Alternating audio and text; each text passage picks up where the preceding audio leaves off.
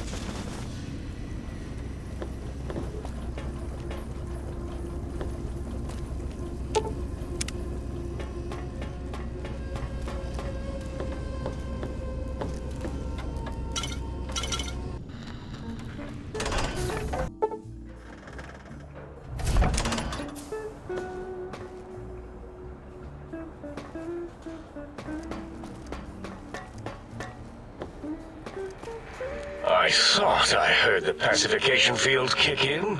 All right, shh. Nobody move. I'll handle this. Be warned, intruder. You are in the presence of a mighty think tank of Big Mountain. The collective geniuses of... We... By Oppenheimer, which one of you self-professed geniuses has been adjusting my volume knob? Who was it? Was it you, 8? Dr. O, was it? Likely story. O couldn't spark 2 neurons if they were in a lattice of biomed gel. What? Me? Breaking news, Klein. It wasn't me, all right? I'm the robotical engineer. 8 is sound waves. That's his specialty. You always do this. You always demean me in front of guests. And it's not O, all right? It's... Enough! Either of you do it again, it'll be the last time. Now... Great. Now I forgot what I was saying. What was I talking about?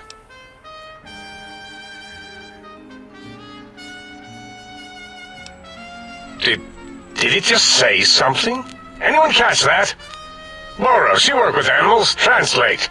It's a lobotomite. Here, in the dome. Oh, as if this situation couldn't get any worse. Now we've got lobotomites. Gala, get the spray before it excretes all over everything. Dr. Klein, if my hypothesis is correct, this lobotomite is the repository of the brain we sent the signal to, the skin envelope once containing it. If so, it's proof that there may indeed be something beyond the crater. Just look at it. The way it blinks. It's like a big, hairless teddy bear. I know what it is, Dollar. I want to know why it's down here. With its limbs all over everything. And are those penises I see wriggling on its feet? Disgusting. I believe those are toes, Dr. Klein. Little teddy bear toes. Penises are much larger than those tiny extremities. Not that I would know. I don't recall the human penis ever being that large. It depends on one's own frame of reference, Dr. O. Look at its little nose with its 2 orifices for ingesting oxygen. Noses? Why, the great static.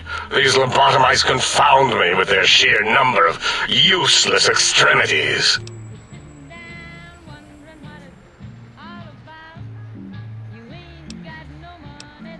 Now it's holding up an array of fully erect hand penises. If it tries to insert them, activate vivisectors. Dr. Klein, wait. I don't believe those gestures were random. Random at all. It's been following our conversation. The lobotomite understands us. I agree with Boros's histrionic findings. This little lobotomite is unusually attentive for something whose brain has been extracted. Nonsense! Lobotomites can't comprehend us! 8, have you been in the mentats again? If we slow down our oral processoreceptors to understand this excretion, we'll all be rendered ignorant. All of you, power down, shut up, and let me prove once and for all how wrong you all are. As usual. Lobotomite, do you understand me? Can you speak?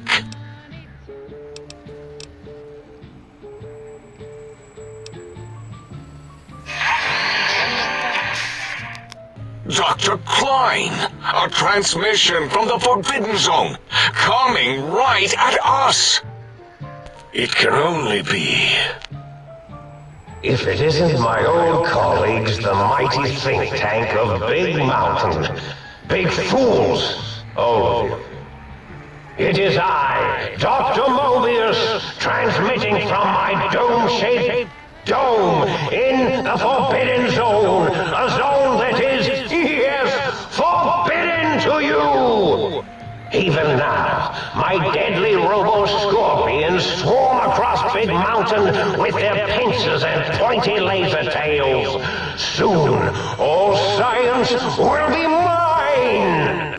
Even the technology sealed in the Big Mountain research centers cannot save you. So cower in your think tank. Wait for the end. That's all. Goodbye. Mobius. Always the same broadcast. He's clearly mad, driven insane by his flawed and imprecise kindergarten-level research methodology.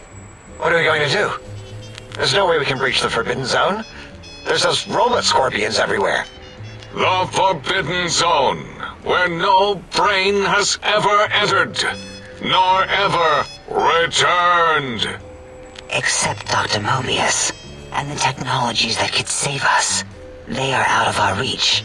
And Dr. Mobius mocks us. Did you see his cracked monitor? He's clearly let himself go. What? Ask the lobotomite for help? Hey, I think you need the fluid levels in your logic assist pumps checked. If this lobotomite responded, Dr. Klein, then it is clearly intelligent, perhaps even displays heretofore unknown levels of helpfulness. But what of its brain? We scooped that out. We don't even know where we left it. And for putting it back in, none of us have the knowledge. Yes, but it's still aware and responsive. Look at it. It's regarding us even now, with its big teddy bear eyes. If we ask it politely, and leave the part about the unnecessary, ruthless lobotomizing out, it might be favorably disposed to us. We removed your brain, yes. So soft, barely wrinkled, yet so flush with knowledge and experience. Brain extraction technology has been standard practice at Big Mountain for an immeasurable amount of time. Once the brain was out, then came the coils. The Tesla coils. The coils of Nikola Tesla.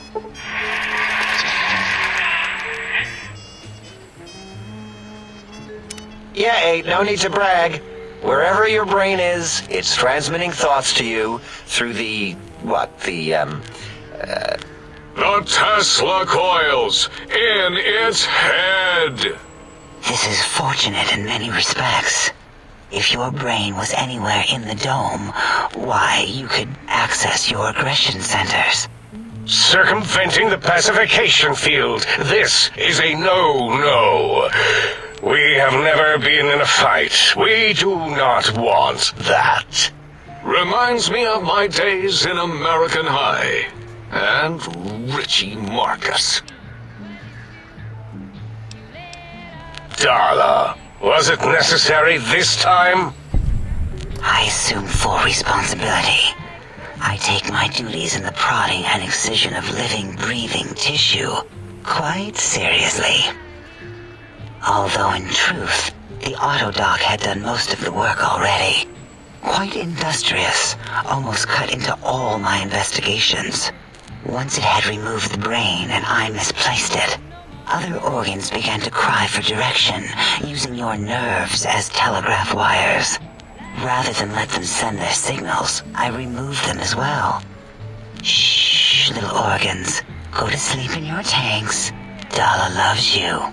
First was the heart.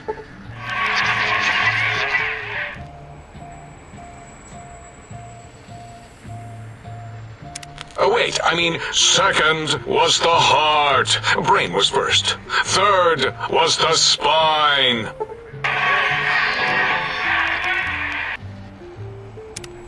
spine. Totally overrated, that arrangement of vertebrae. Look at me, with my lumbar and thoracic curvature.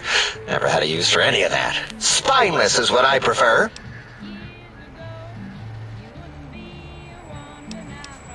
To be correct, you should say, the Autodoc took out your brain. It did all the heavy lifting. It has never worked so hard before. It was unusual. It worked so hard on your surgery, it destroyed its own memory. How odd. I bet your brain remembers what happened. That Autodoc junk heap was one of Mobius's creations, like the rest of the talking scrap metal in the attic. After that, the brain lost itself. Not in the metaphysical sense. Might have gotten flushed into one of the pipes. Actually, that's pretty likely. If so, it was flushed all the way to Mobius. Flush! That is the sound of flushing. By the Fisher of Rolando, enough of this biological surgery talk. Lobotomite, listen to my voice. It denominates me to ask, but we need your help. In most probable of probabilities, our enemy, Mobius, has your brain. This is not good. He will most likely come after our brains next. We want you to stop him, somehow, with science. That is correct, yes. I hope you're not demonstrating resentment now. If you are, well, we can't have that.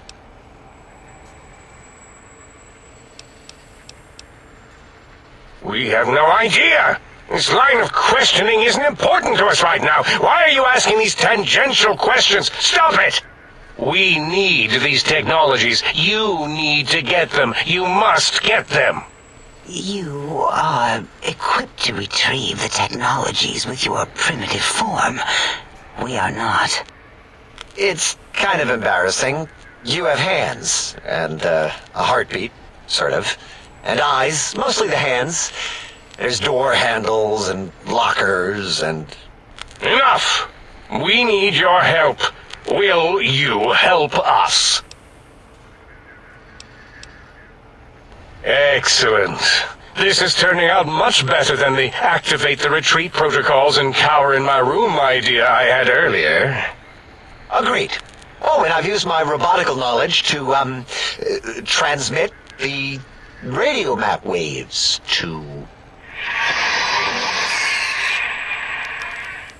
Settle down, 8. I would have gotten it in a second, all right? 8's transmitted the last known coordinates of the research centers. They, well, move sometimes. Or get buried. Or blow up. 8 is correct. All we need are the schematics. This does not mean we do not want the cold hard technology, however. So do not give in to your biological tired laziness and decide you would sweat too much carrying them.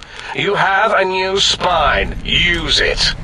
And even if you die in the act of reclamation, simply reaching them will auto-transmitify the schematics to us. That is still good. For us. The technologies are the X2 transmitter antenna array, used to focus coherent thought at excessively high frequencies. The psychoanalytic, cardiac-dampening, sneaky stealth suit. A suit like nothing this world has ever heard, seen, or could ever see.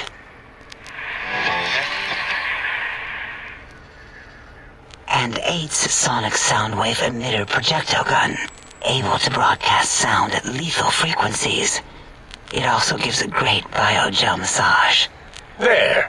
We have informed you of all we need. We estimate if you are focused, your time investment will be minimal, by our standards. If you work quickly, you will be the recipient of a gesture of gratitude from us. We do not bestow these old-world gestures lightly. What illogic is this? Keep your filthy, penis-tipped feet out of our labs and secrets! There are things here no lobotomite was meant to see. Things that would astound and possibly terrify. Terrify! Yeah, we don't come into your lab and decant your solutions. Only the magnificence of our monitors allow for true comprehension of the wonders of Big Mountain. Shield your jellied eyes lest they burn from your skull. You would not dare. Perhaps I can change your mind, using the greatest of our sciences, the fence. The radar fence that surrounds the Big Mountain crater will protect you from straying beyond the facility. The mighty radar fence protects us all. Get too close to the blinking posts, and the proximity warning shall be your warning. You are too close. If you get near it, your vision will blur as the electrodes in your head shut off one by one. Click, click, click. Possible memory loss will occur, along with long-term nerve degradation. It is tied to not having a brain attached to your nervous system, but the nerve degradation is nothing to worry about. Such degradation would take many lifespans to become evident, and all biology dies. Such tiny inconveniences are less than the greater convenience and conveyance. You see, if rendered unconscious by the pylons, you will be returned to the sink, seemingly instantaneously, by your deadened perceptions. Oh, Dr. Klein? Dr. Klein? If I may intersect for a moment. What is it? The lobotomite is asking me things, and I'm trying to ignore them. My processors can't ignore you both at the same time. Well, you know how we asked it to fetch the sonic emitter thing? Turns out we already have it. What are the odds? What is this, a high school science fair? Get your act together. You're making us look like a collection of round earthers. You're always yelling. My receptors can't take it anymore. And neither can my feelings.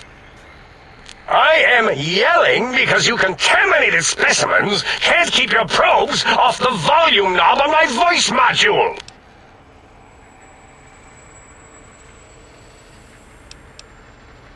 It is truly the end of all intelligence when the lobotomite speaks more wisdom than you geniuses. So, if we have the sound wave, sonic projecto thing gun, then what in Heisenberg's name do we need from X8? Anyone? I believe we need a new frequency embedded into the gun. It was designed to broadcast many sounds once charged. We just don't know the frequency. And it is lost in X8, just as X8 is forever lost to us. The sadness of my high school days, the sadness of my youth lost. Oh, really, Boros? All you did in high school was call me Fink Tattletale and all the kids you hated, you little teacher's pet brown hound. Give the lobotomite the emitter. Does it have an audio effect frequency loaded?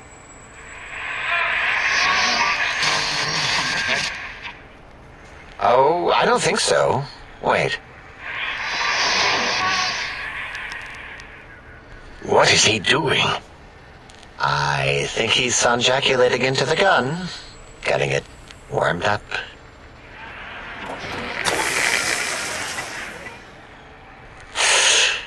Ding. Turkey's done. You give it to the lobotomite. I'm not touching that thing. Oh, I don't think so. I'll do it if you two are going to be ashamed of your own technological needs. Let me give it a little sonic sterilization first. Ooh.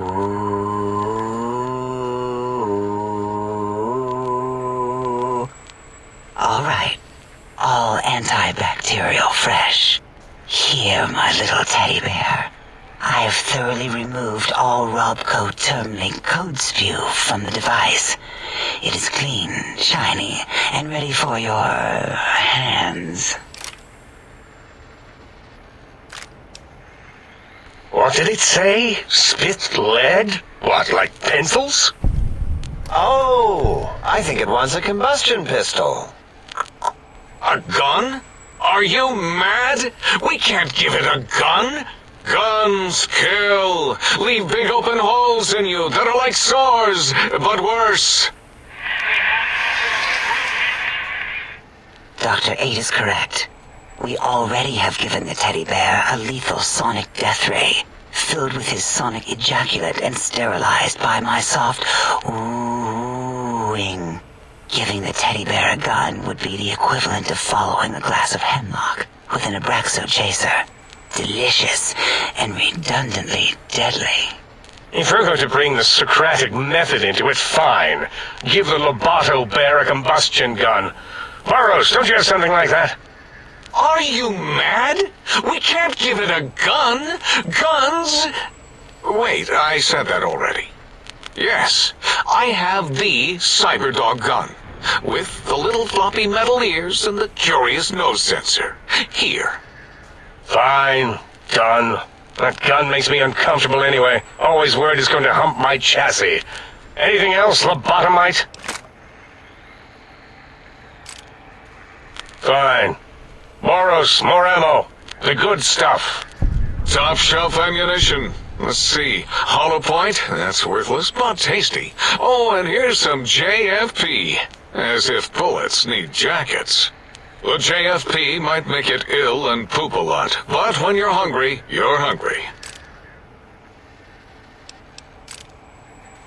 The sonic emitter should be sterilized and more than enough for you to encircle your warm hands around, cradling it gently with your finger muscles. Careful where you're pointing that. That device wasn't always a weapon. It was more like a force field kind of thing. Once. Force fields prevent us from moving, forward or backward. They are irritating. The sonic emitter was specially designed to disable our own safety fields here in Big Mountain. When some of us lost our access passes, Dr. O... That only happened once. And I know you were behind stealth fielding my lab keys, Dalla.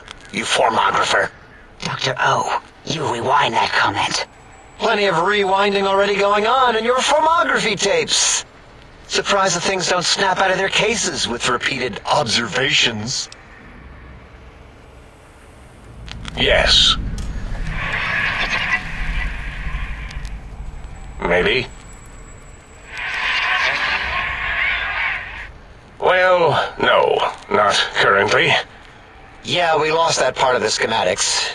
Or Boros did, in one of his stupid labs. Or inside one of his stupid pets.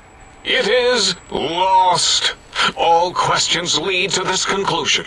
The blue fields within Big Mountain shall be fielded with force. Forever.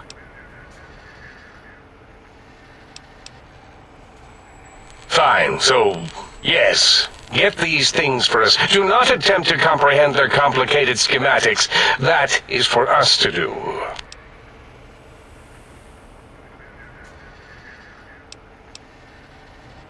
Well, good. What are the token words spoken in this case? Thank you? Yes. Thank you. Wait, is it leaving? But, Dr. Klein, the lobotomite will need rest, recuperation, things like that. I volunteer my chambers, so it might be stared at. My monitor radar slowly scanning its form to collect sensitive data. No, that would put it too close to us. It could press buttons, turn lights on and off, and worse, let other lobotomites in. We could give it Mobius's old room. That's where its brain got scooped out anyway. And plus some of its parts are already there. Might be more comforting for it to hang out with its spine and heart. Home is where the heart is, after all. See what I did there? Wet literal. I suppose. We'll have to move that couch out of there. Been putting that off too long.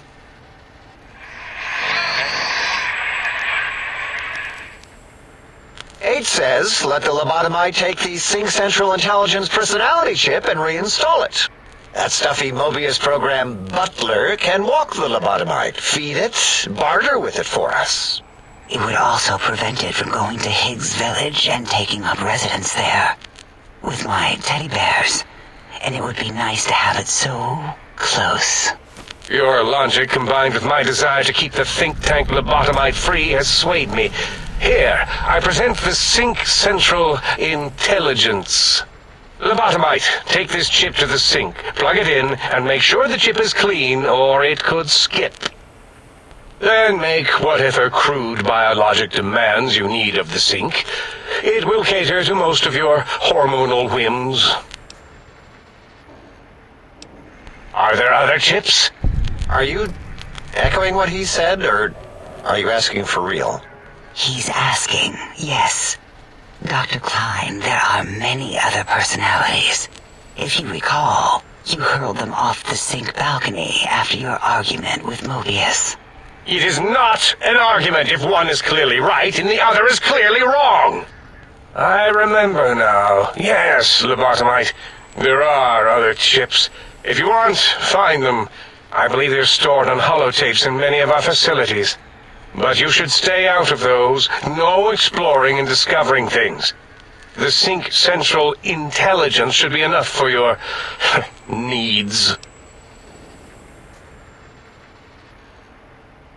I cannot dispute your logic. Do we have objects to activate the chip's exchange routines? What, like stuff? Things? Yes, things. I don't know. Might be some old Nuka-Cola or Sunset Sarsaparilla bottle caps lying around. It's not currency per se. Still might be enough to trick the Sync's trade routines. Mobius put that test line for caps in the code as a debug command, I think. I don't believe that was Mobius's reason. His wild speculation concerning post-Holocaust economic systems was quite extensive and of high decibel. Enough! Surrender these so-called bottle caps, Nuka and Sunset alike. In their role as things, they will serve as adequate test subjects. All right, here, cap away. Hope that stupid chip chokes on them. Again, your logic is unassailable in its simplistic need. Oh? Fine. It's not going to help. That chip will probably refuse them anyway, as stuck up as it is. If I were not as intelligent as I am, I would feel as if perhaps I'm being tricked. Impossible. Oh, more. Why don't you make the lobotomite a bottle cap factory, Klein? Or better yet, give it a ton of things to activate the chip. Again, the logic of the request is clear. Tonnage is not needed, only adequate weight. Everyone, display your things. I do not understand, yet I am intrigued by this potential display. No, wait, you don't need to fill up the emitter again, really. Klein means things for trade. Display for trade. All right, let's consolidate. There's got to be some junk around here. Magazines, useless. More caps, medicinal supplies, useless. Here. Yes, you may need to wiggle it in a bit, but don't force it. We can't recode them if you break it. There is no more we can do to aid you, and our patience levels are depleted. Now go. Rest in the sink if you must, but leave us to our research. If you're done, can we move again?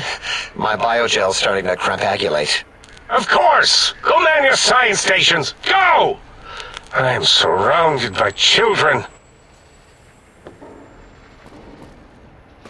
The lobotomite! Does it come for hellos? You'll get no such satisfaction from me.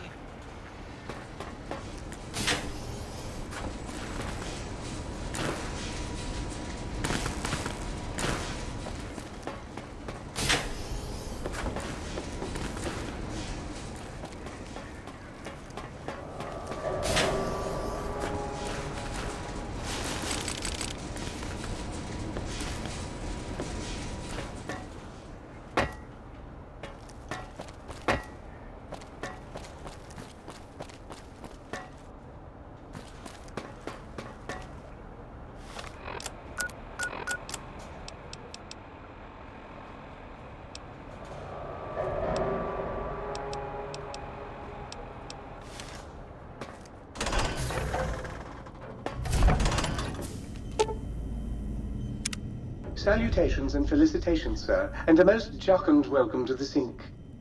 I am your electronic valet and household central processor. May I be of service, sir? Regrettably not, sir. All modules in this habitat are synthetic personalities atop a mundane operating system. There is no intelligence here, sir.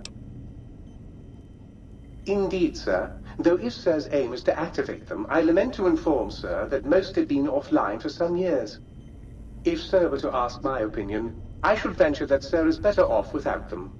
However, if Sir is determined to inflict upon Sir's self their dubious services, Sir might locate backup personality disks elsewhere in the facility. Tragically, the core operating systems are also located on the personality tapes, Sir. Once the tape is installed, Sir may request I switch their dialectic interfaces off, and I shall oblige with great delectation. However, Sir will still be required to locate and install a backup holotape to access their functionality. As I am given to understand, Sir, this facility was once the property of a Dr. Mobius. He crafted the personality modules as part of a collection of experiments on the subject of machine-human interface. As to the reason for the unusual choices of devices to receive the modules, I cannot say. Indubitably, Sir. In addition to managing the personality matrices of the other household utilities, I can provide Sir with direct access to the commissary. Any goods Sir might require may be purchased through my shopkeep interface, whence tiny robots shall deliver them forthwith to this very domicile. Very good, Sir. Should Sir be in the...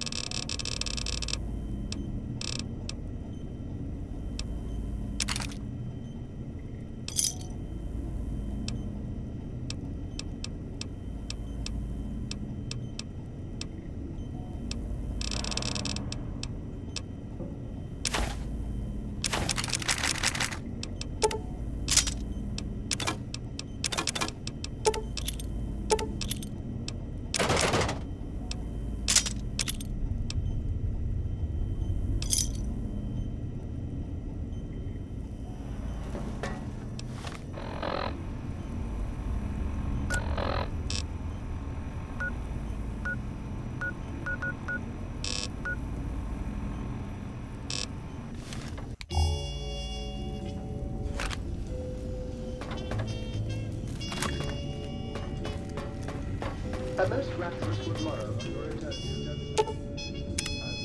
I trust you will find things in order and the rich craft contained.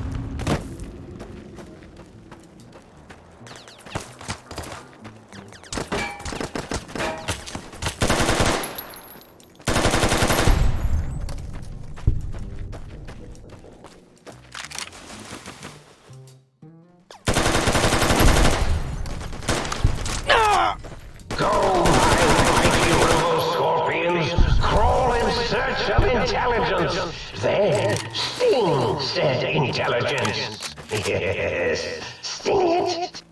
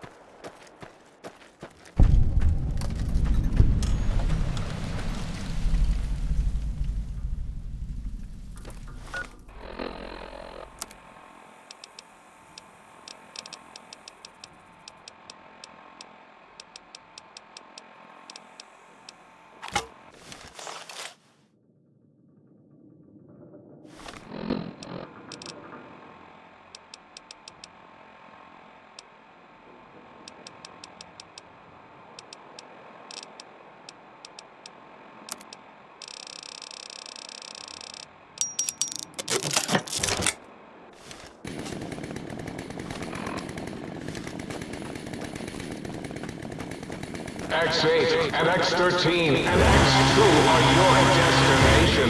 Non-robots. Can you hear us? You must hurry.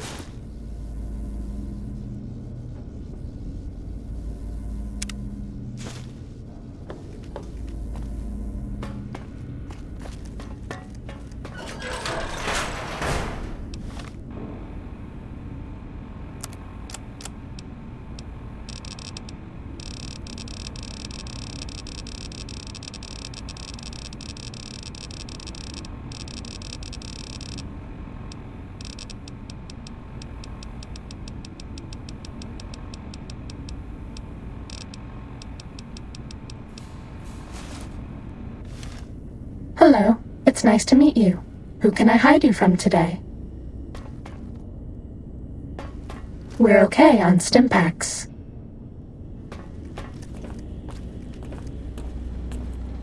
Medic supplies adequate.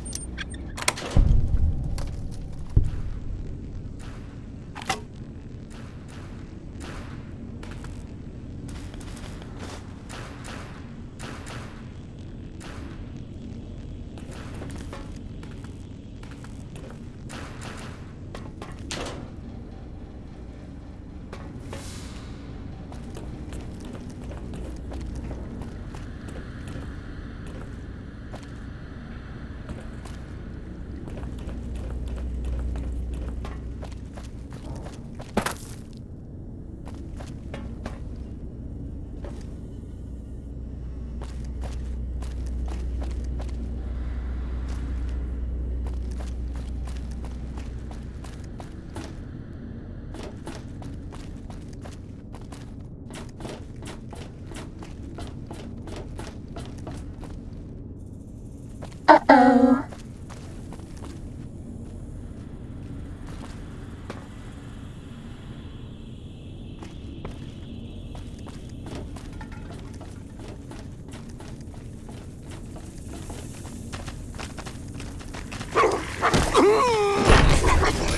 That's all.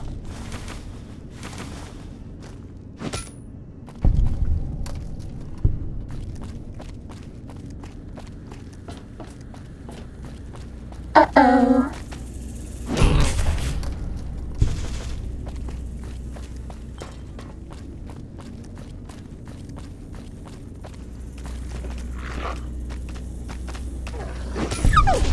That's all.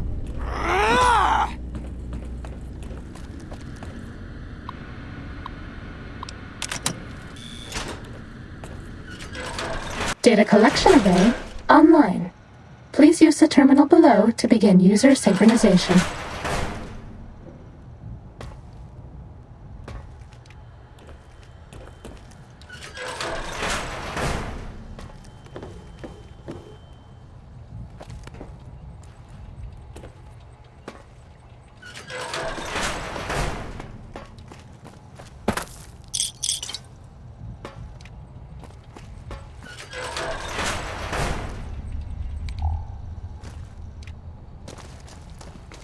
Hello, sir.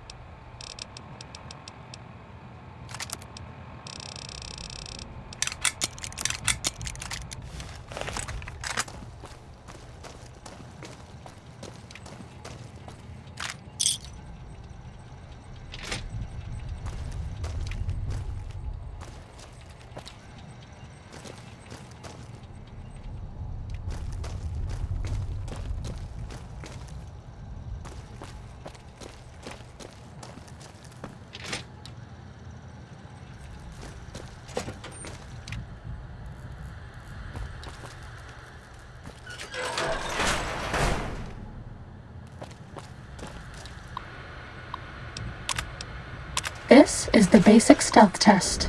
The robots will be looking for us, but we won't let them find us.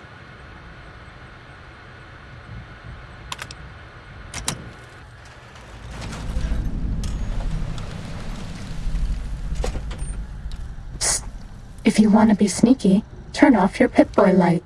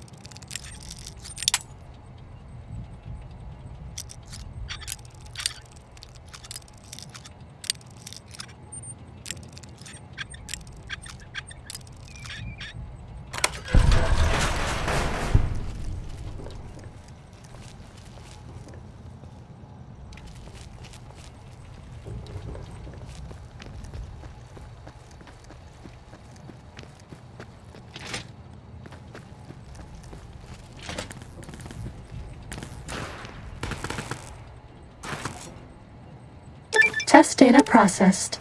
Firmware updated to version 1.1. Boot damping sensors online.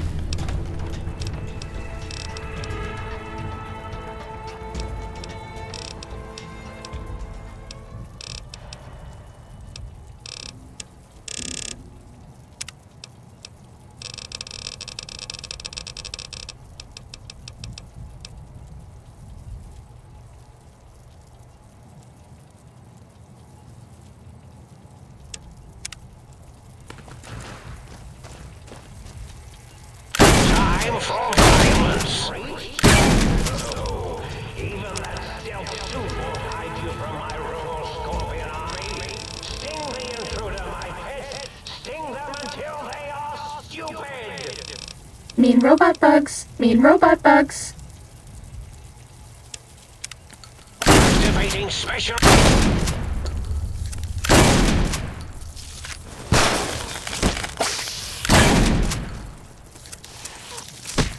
You're no match for science! Uh-oh.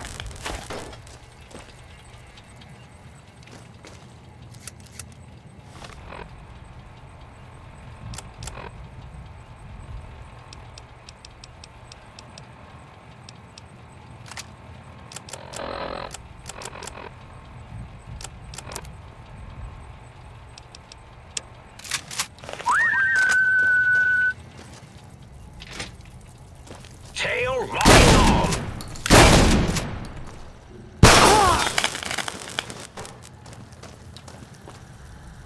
The eye of Mobius sees you!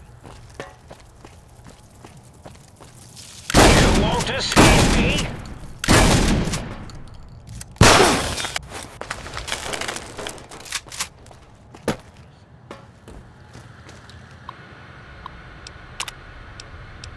This is the advanced test. Watch out for laser tripwires. They'll ruin our day.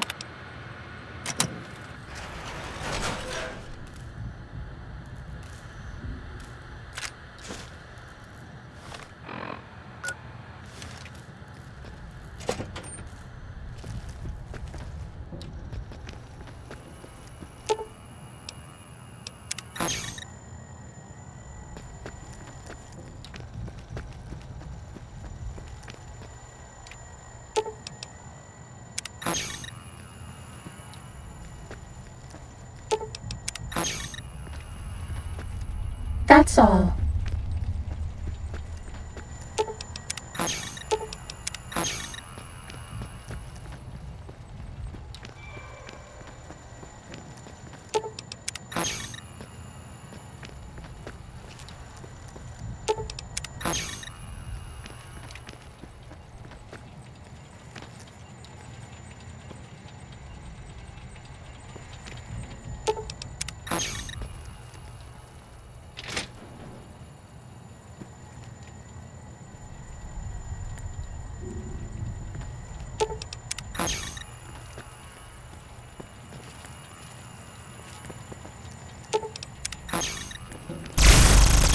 For violence! You're no match for science! Test data processed. Firmware updated to version 1.2. Aural subnet online. You'll damage the hull! Ready? Steady. Destroy this Fight. one, I'll make more! Cessation of hostilities complete. Sneaking done. Fighting now. I'm sorry, sir, but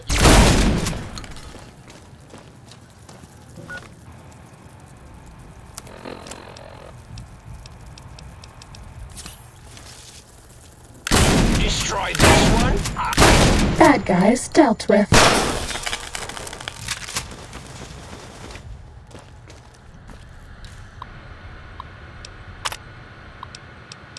Psst. If you hack the mines, this will go lots faster.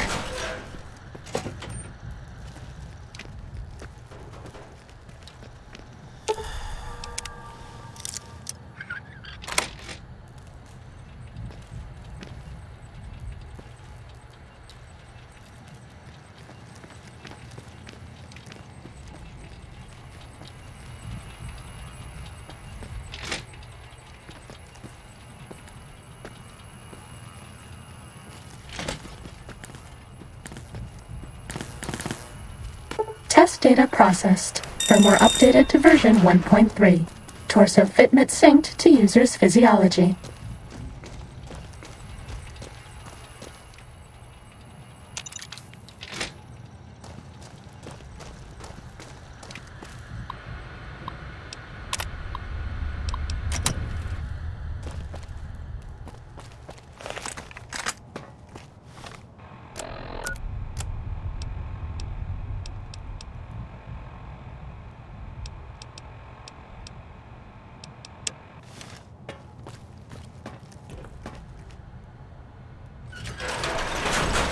Ready, steady, fighting.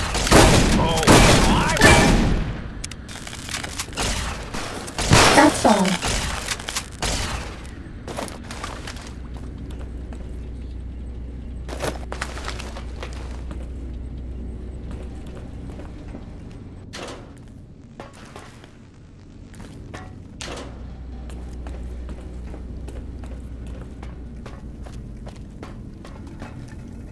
The Eye of Mobius sees you! Prepare to be attacked by Dr. Mobius! The Eye of Mobius sees you! Destroy this one, I'll make more! Ow! Robo-Scorpion! That's all.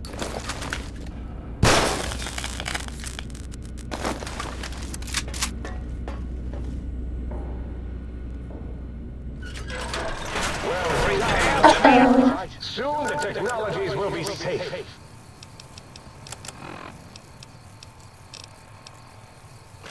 Attacked by Dr.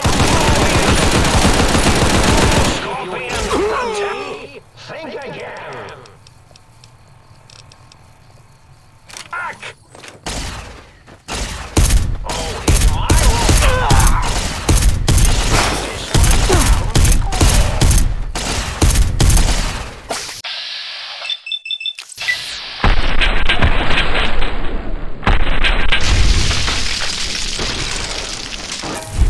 You won't escape me!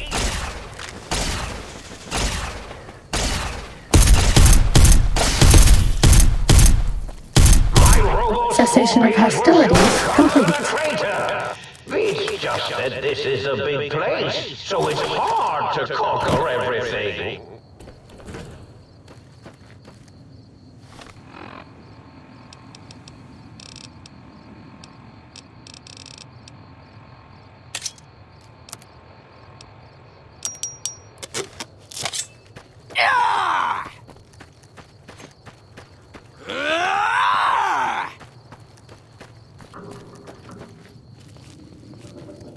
Ready, steady, fighty.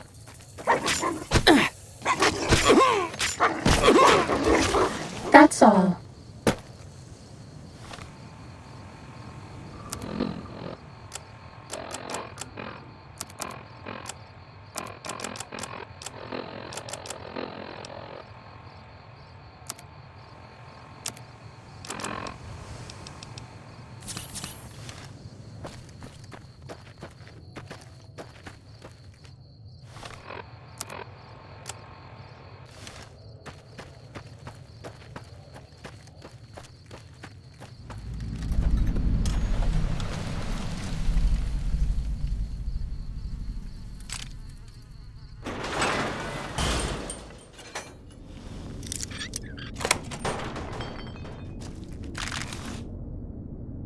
Sneaking done. Fighting now.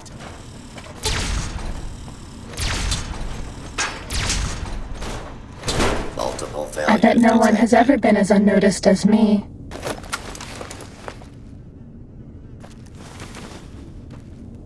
Was that all?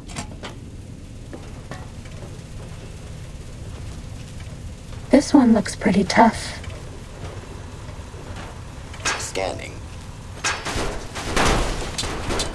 Unable to That's all. continue.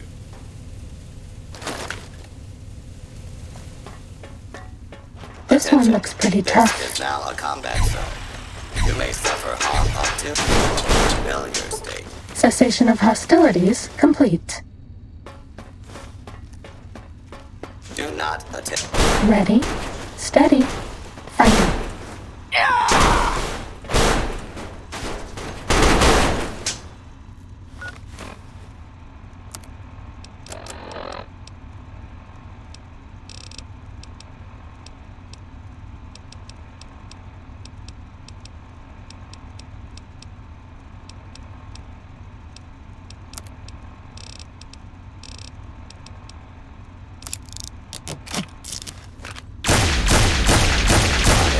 Was that all? Continue.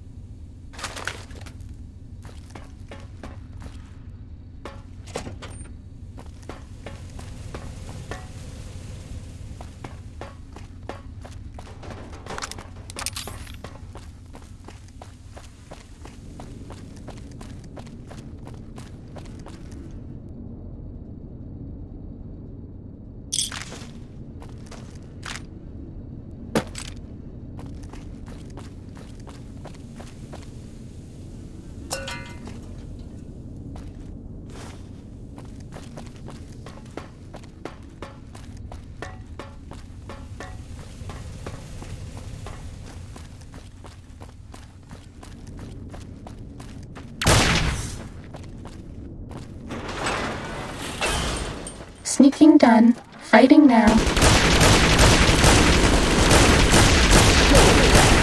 I wouldn't even use binary to describe my exponential hatred for you.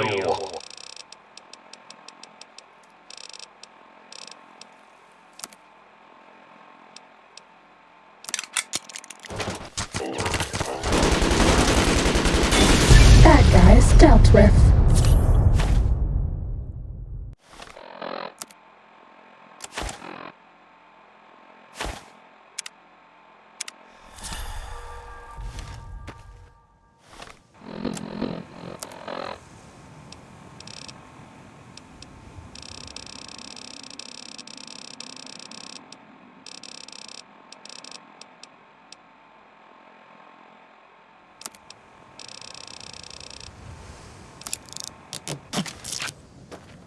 Ready, steady, fighting.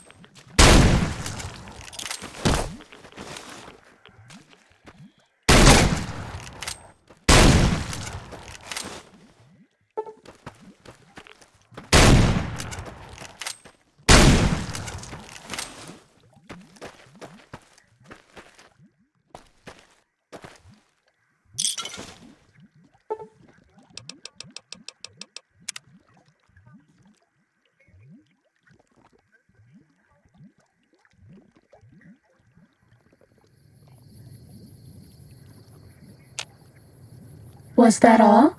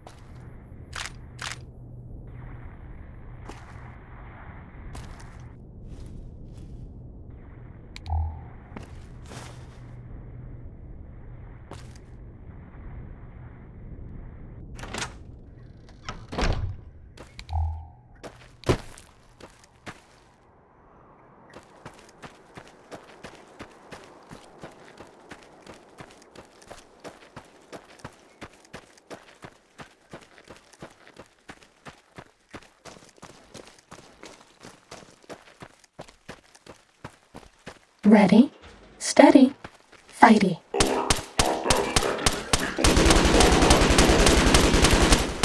Fighting over.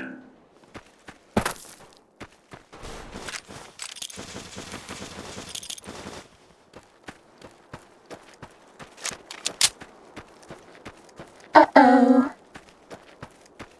You must be bloody stupid if you can't hide from me!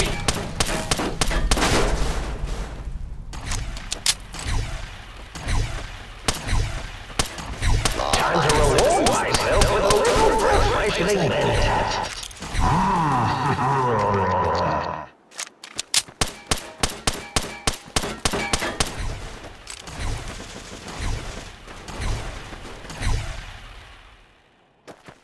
Hold it right there.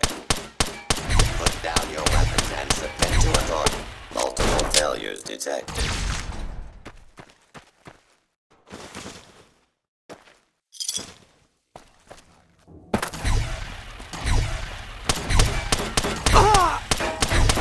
Unable to continue. Fighting over.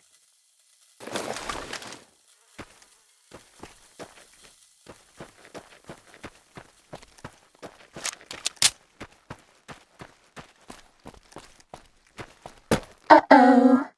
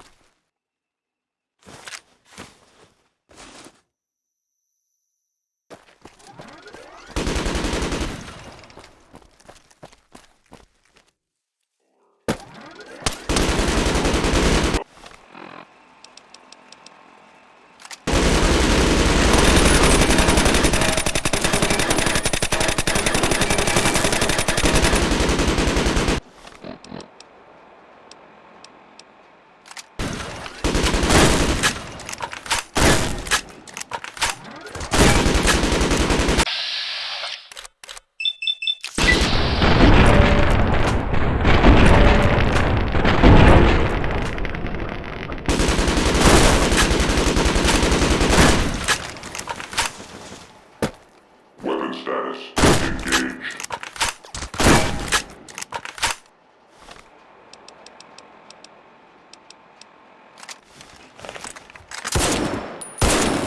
That's all.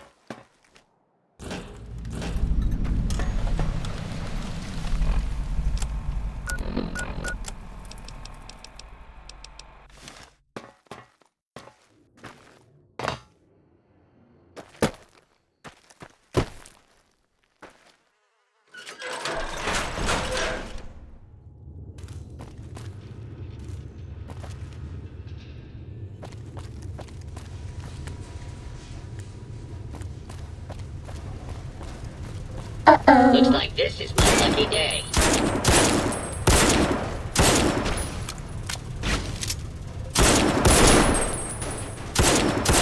Is that the best you can do?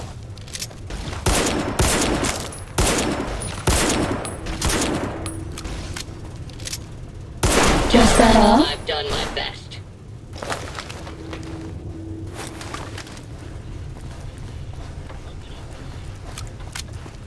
Time to fight.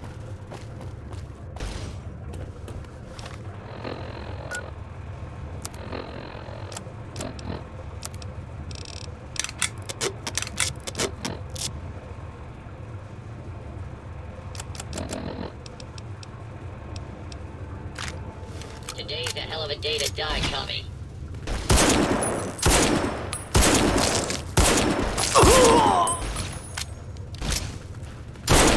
That's all.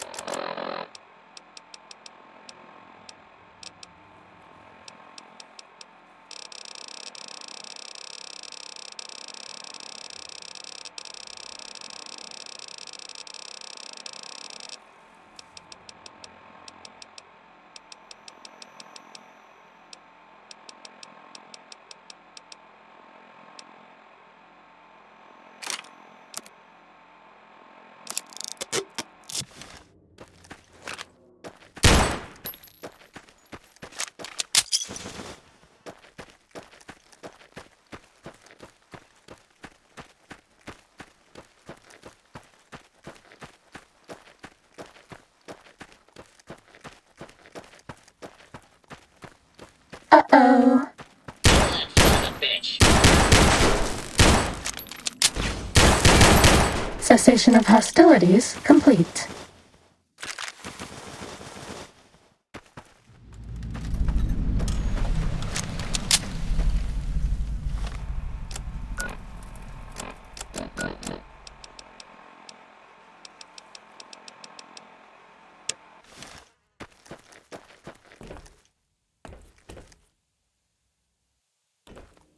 Are we being watched?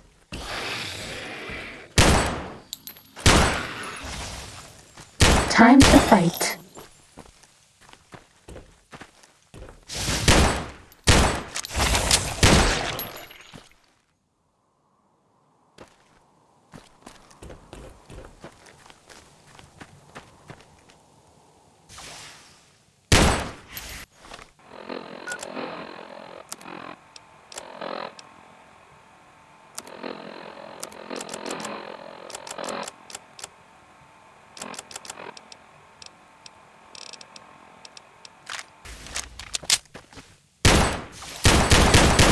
That's all.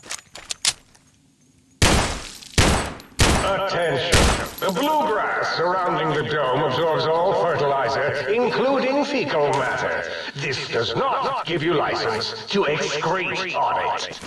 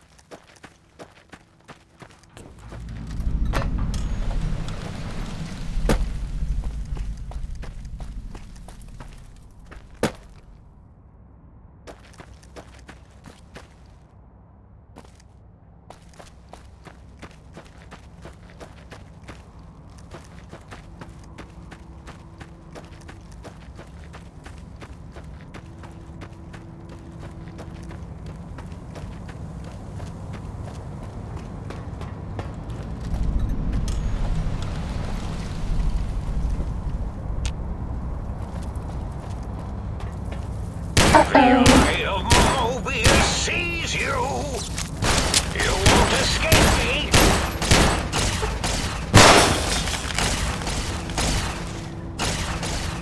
You won't escape me. Cessation of hostilities complete.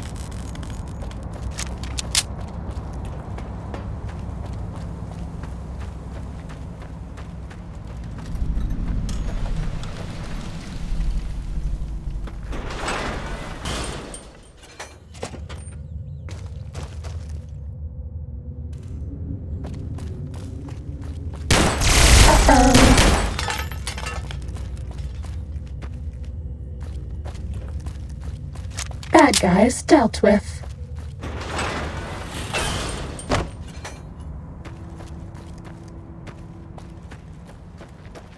Sneaking done. Fighting now.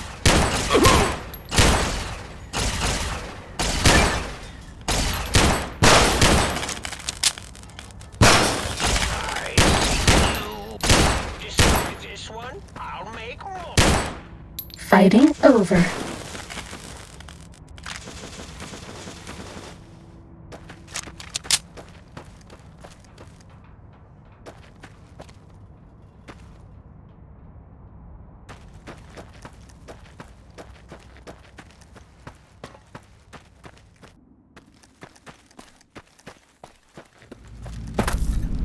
Uh-oh.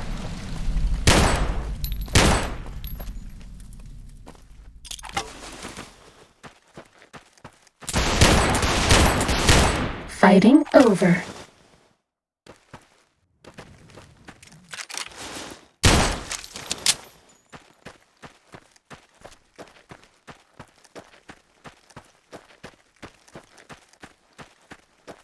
Time to fight.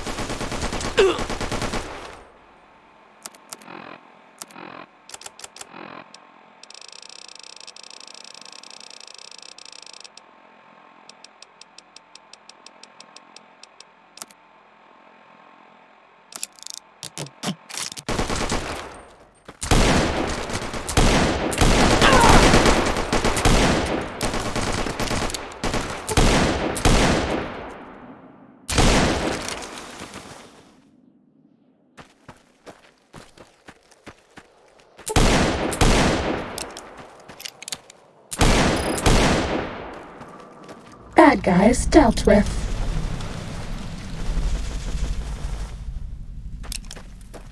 Sneaking done. Fighting now.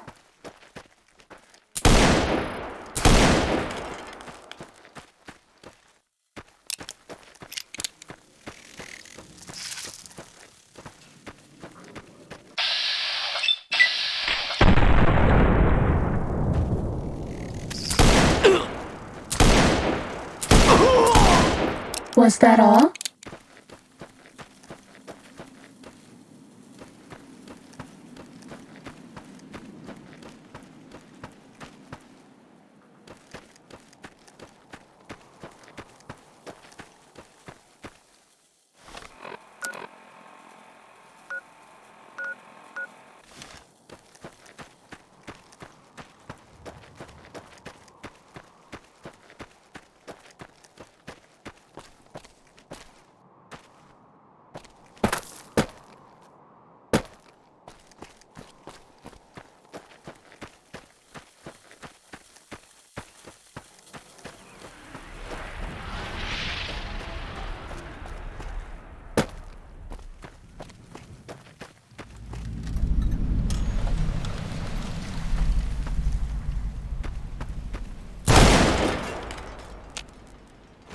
Time to fight.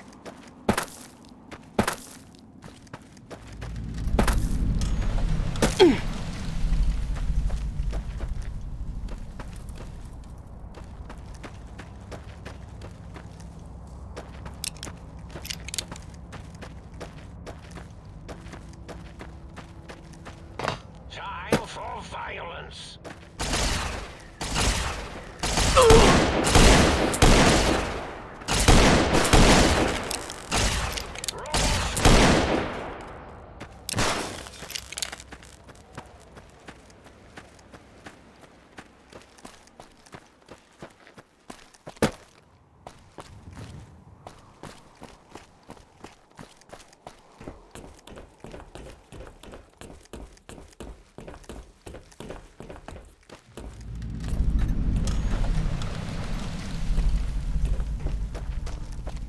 Was that all?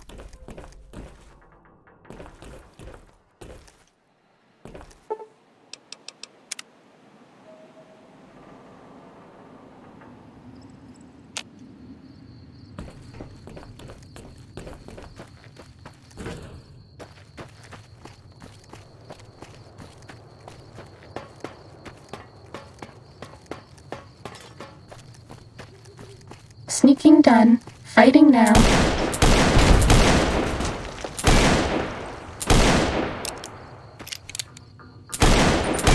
Was that all?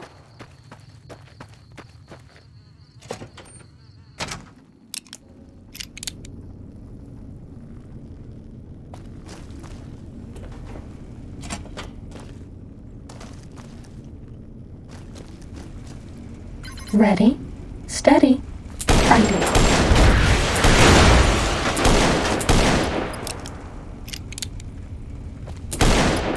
Fighting over.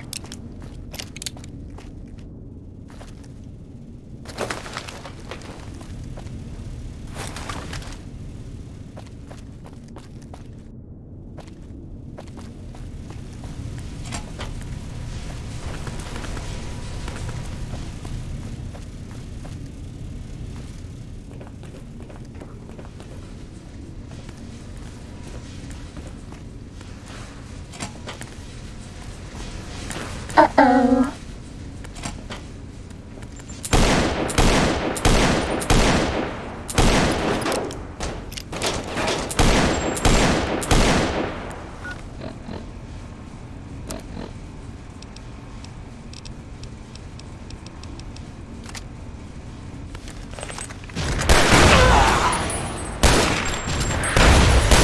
Was that all?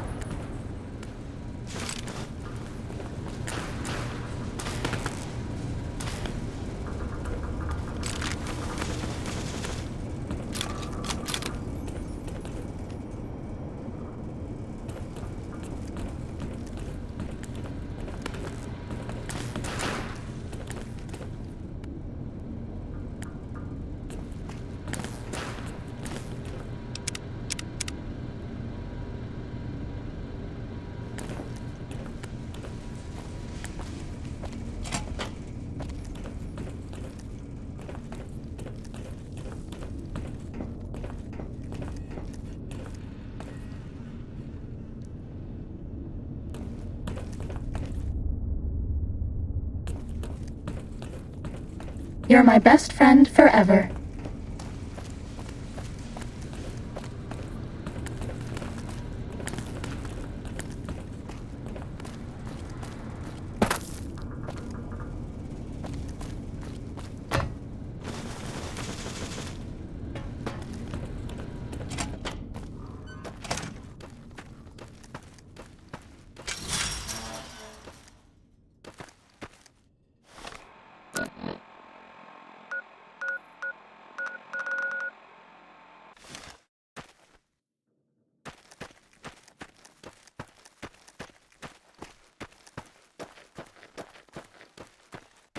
Soon, all science will be mine.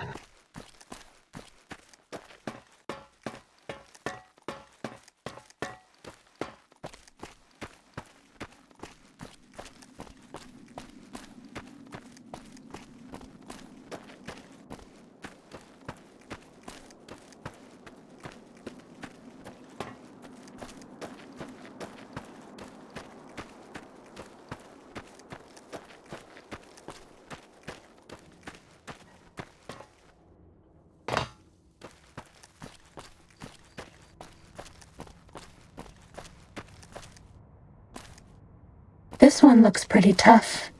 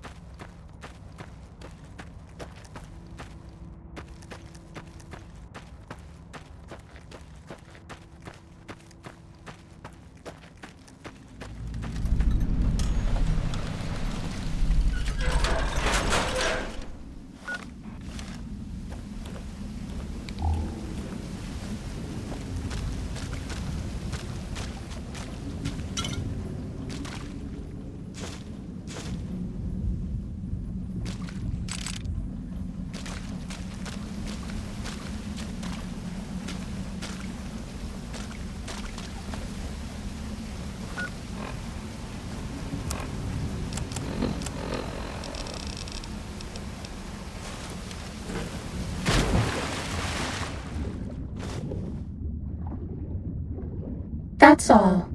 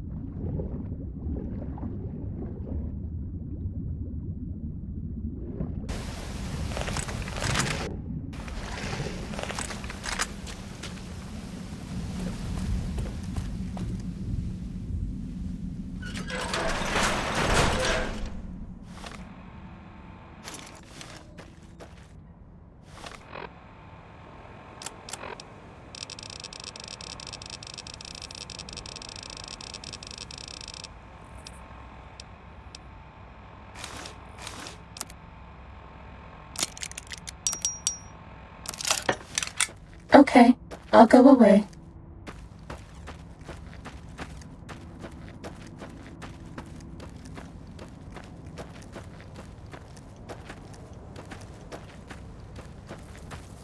Tail locking on.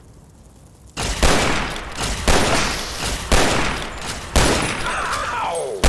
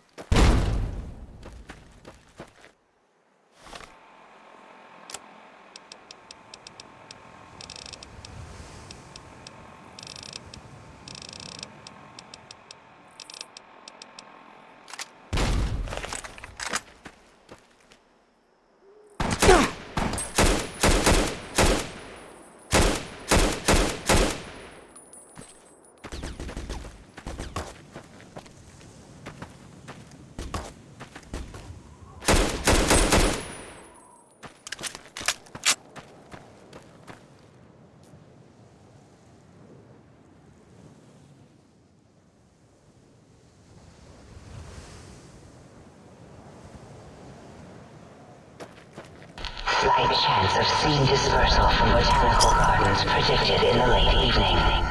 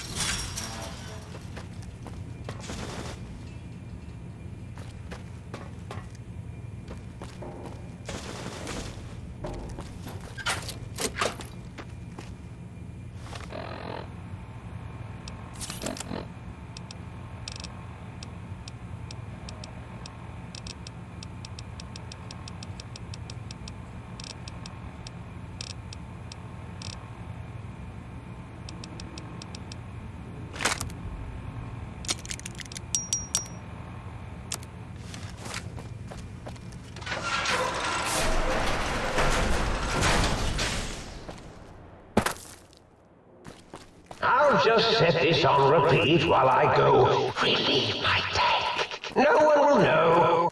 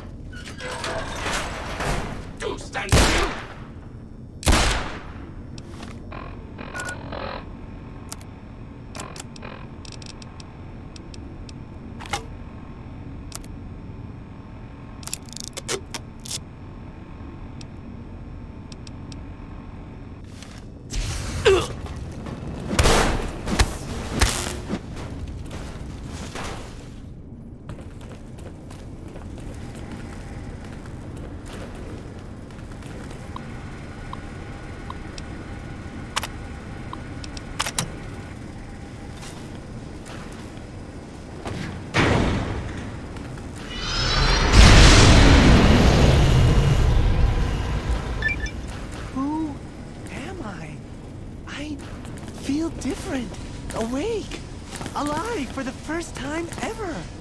What is this strange new world around me? What does it hold in store for a dreamer such as myself?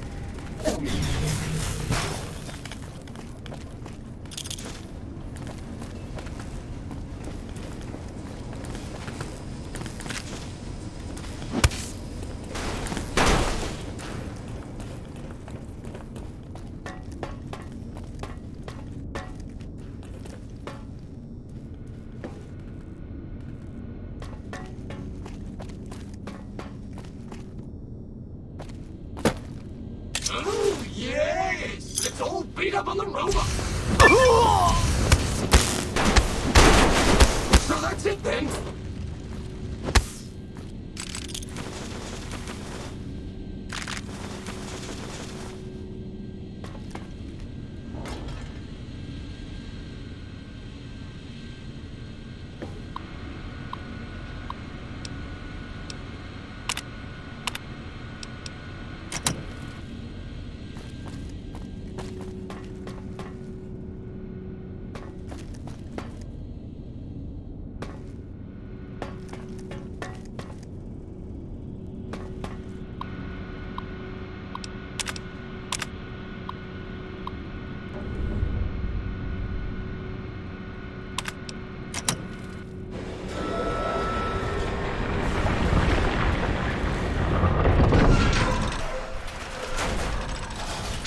Attention, students.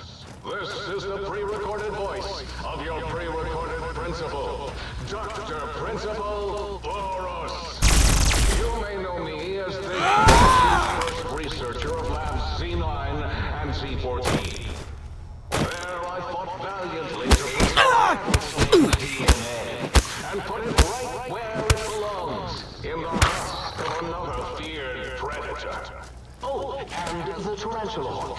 Can't splice enough, I always say. Especially if you can make a magnificent cazador. Enough about me. It has come to my attention that many of you seemingly have been subverted by red propaganda. This is a most serious of detention. Can you spell detention? I'll tell you how I spell it. Death tension. Commie Pico traitors. Oh! Now I will send vicious cybernetic cyborg dogs through the corridors to weed all you traitors out. They will sniff out which among you have chosen the commie path. Especially you, who turned me down to Richie Marcus. All monitors will also be vigilant. Step outside during class, and they'll make sure you make a speedy jump back to your desk. Hold your urine and wait for the proper bathroom break time.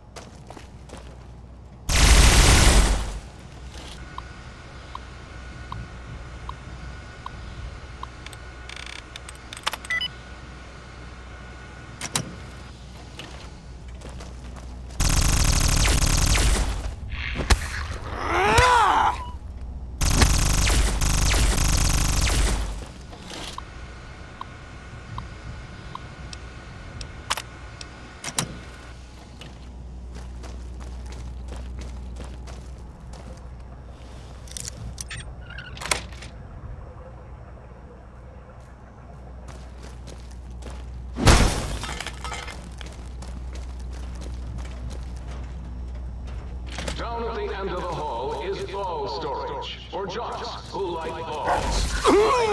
Richie Marcus. Did you hear me, Betsy? Richie likes balls.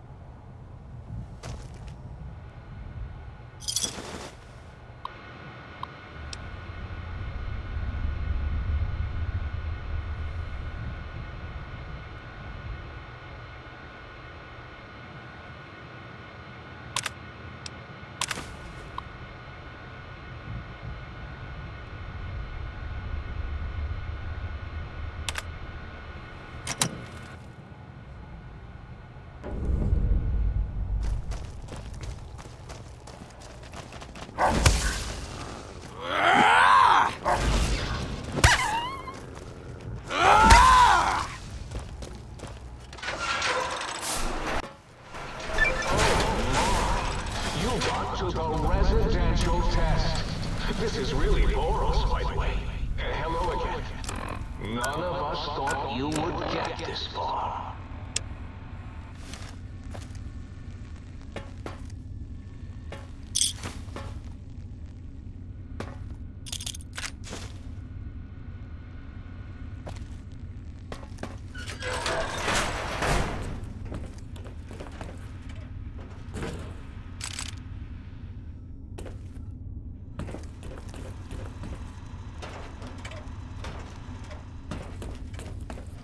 The residential test.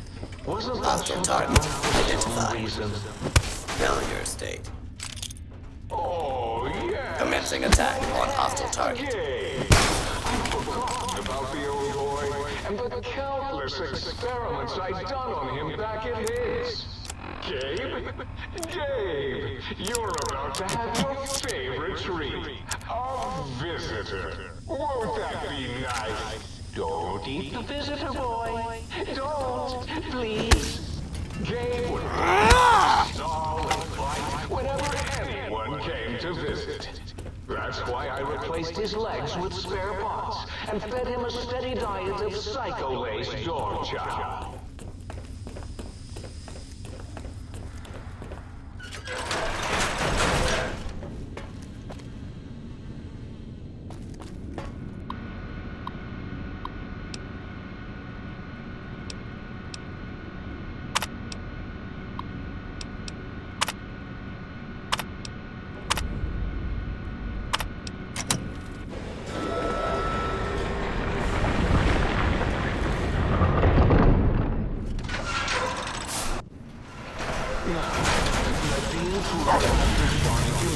Help me out. You like that? Boy. Let the intruder dig it up wherever you buried it. Gabe! No! His Cyberdog atomic core! It's active! That means an exceedingly imprecise countdown to critical failure in... 10! Boros! Why the hell did you install an atomic core? It'll blow over each one, right? All be fine.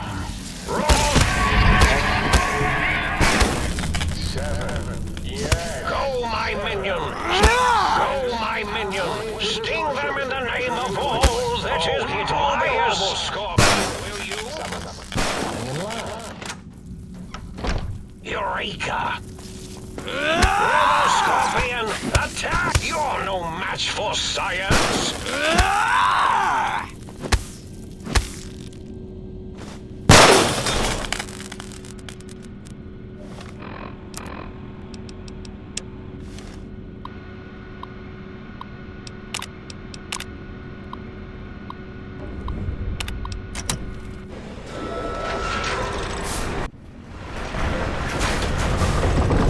Attention, students. This is the pre-recorded voice of your pre-recorded principal, Dr. Principal Boros.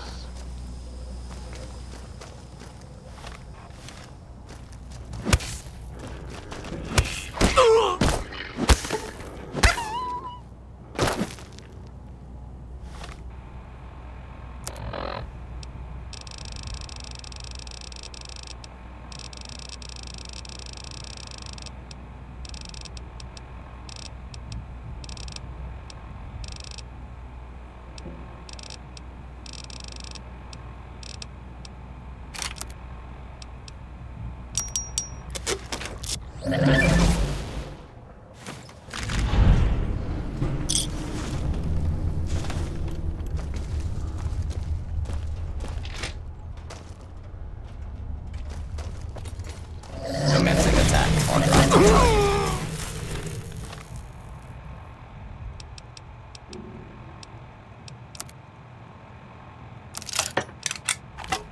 For your safety, stay up until the lawbreaker is done. Scanning for hostile. Multiple failures detected.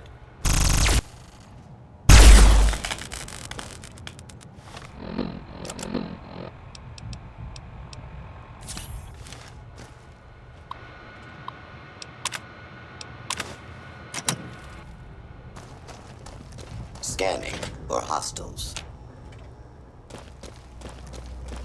Today, the cafeteria will be serving nothing. I didn't build one. No cafeteria, no bathrooms, no swirlies, no chocolate pudding left in the chairs of brilliant minds. What are you going to do now, Richie Marcus?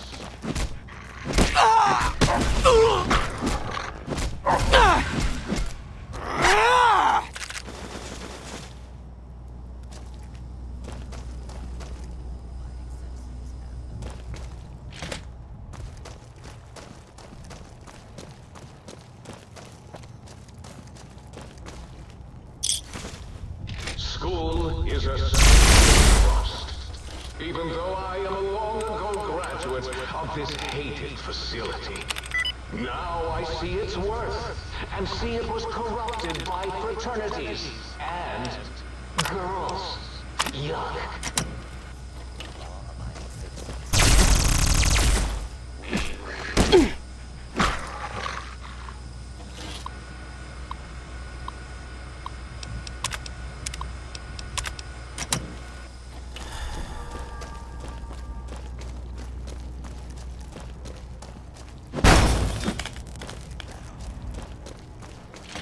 Move along. Please stand clear. This is now a free fire zone.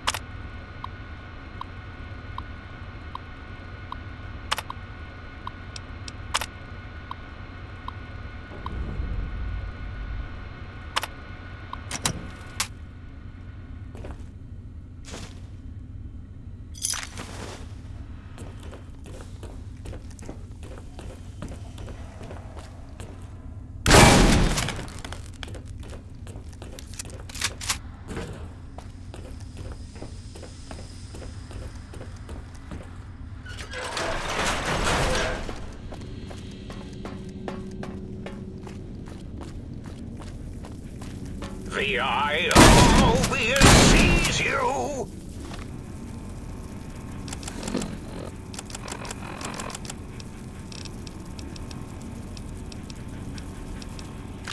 You're no match for science! Stop that! Stop that! You'll damage the hull! Go!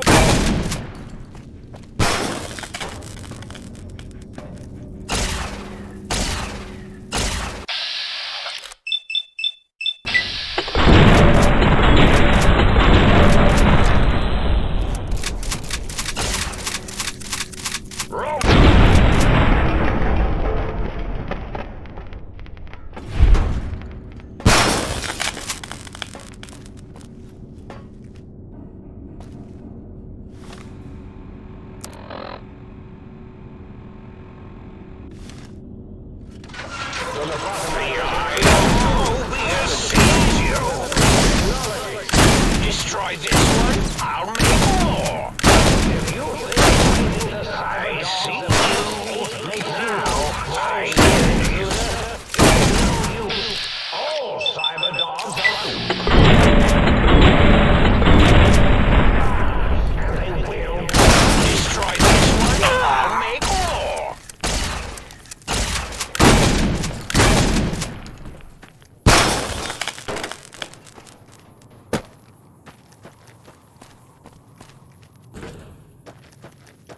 I'm afraid my programming requires that I try to LSU.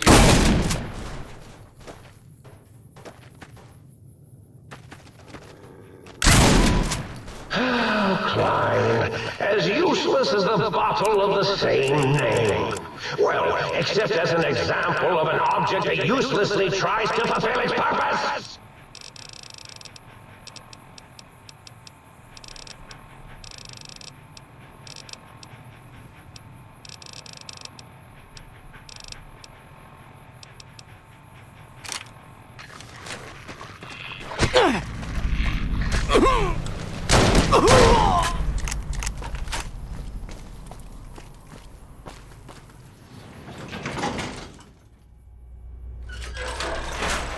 You hear me coming?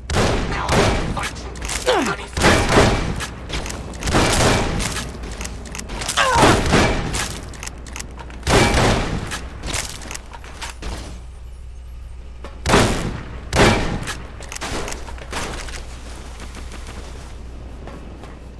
And who gets to clean up all this blood? Me, that's who.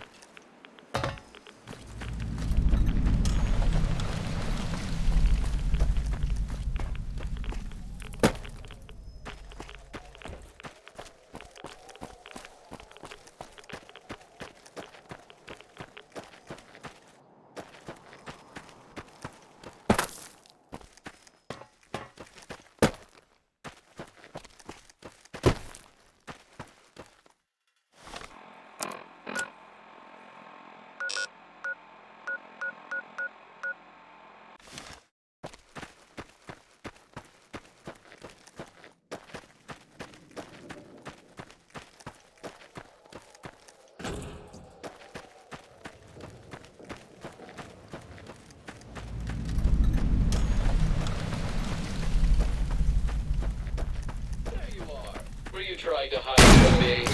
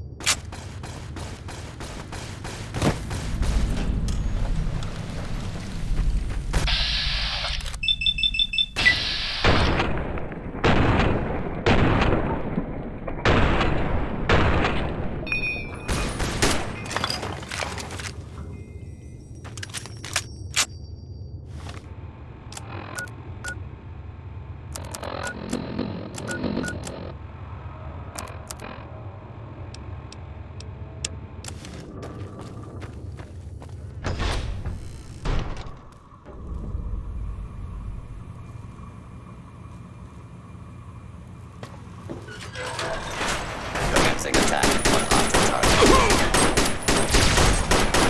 Unable to continue. Multiple failures detected. Please step into the open and identify yourself. Law-abiding citizens have nothing to fear. Commencing attack on hostile target.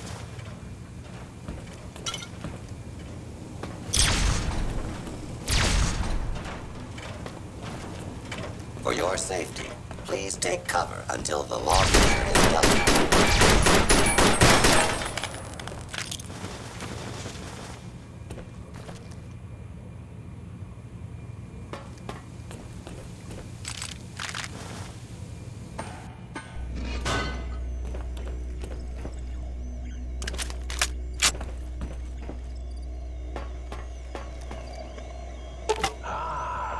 To steal the H2 transmitter array antenna, are you? You won't succeed. Not if my lethal robo-scorpions have any say in the... Prepare to be attacked by Dr. Morbius!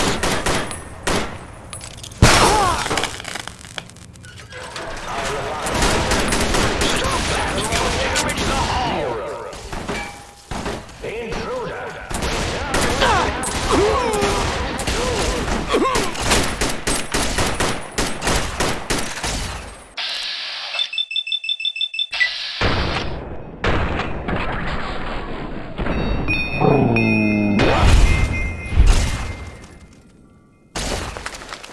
slight chance of seed dispersal from botanical gardens predicted in the late evening.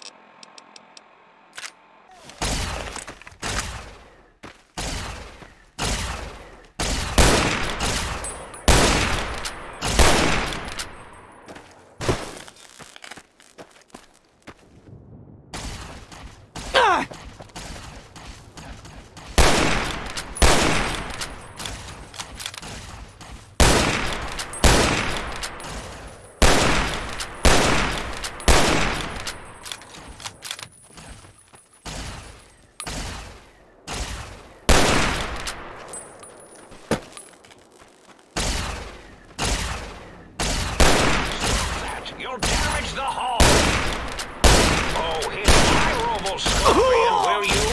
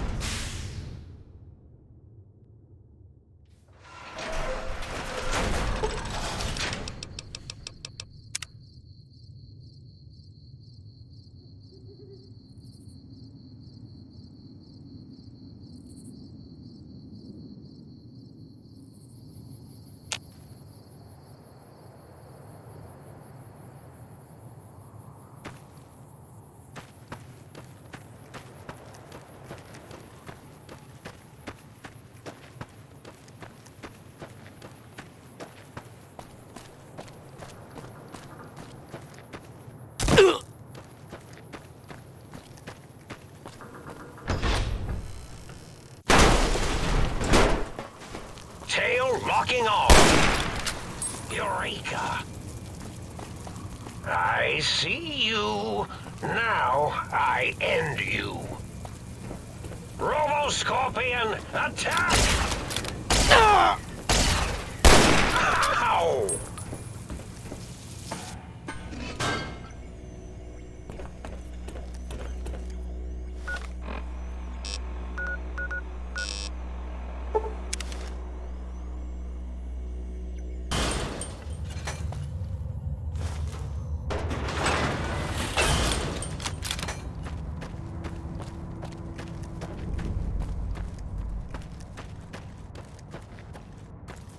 Time for violence. The Eye of Mobius sees you.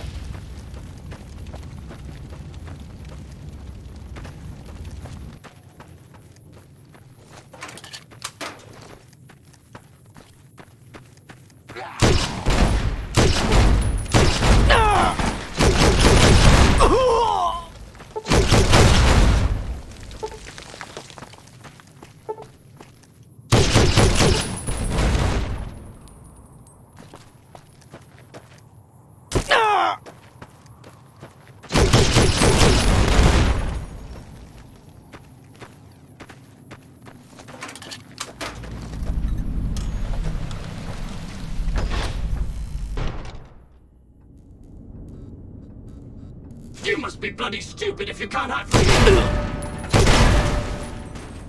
Didn't you hear me? Now I have to fight you. Bloody fantastic.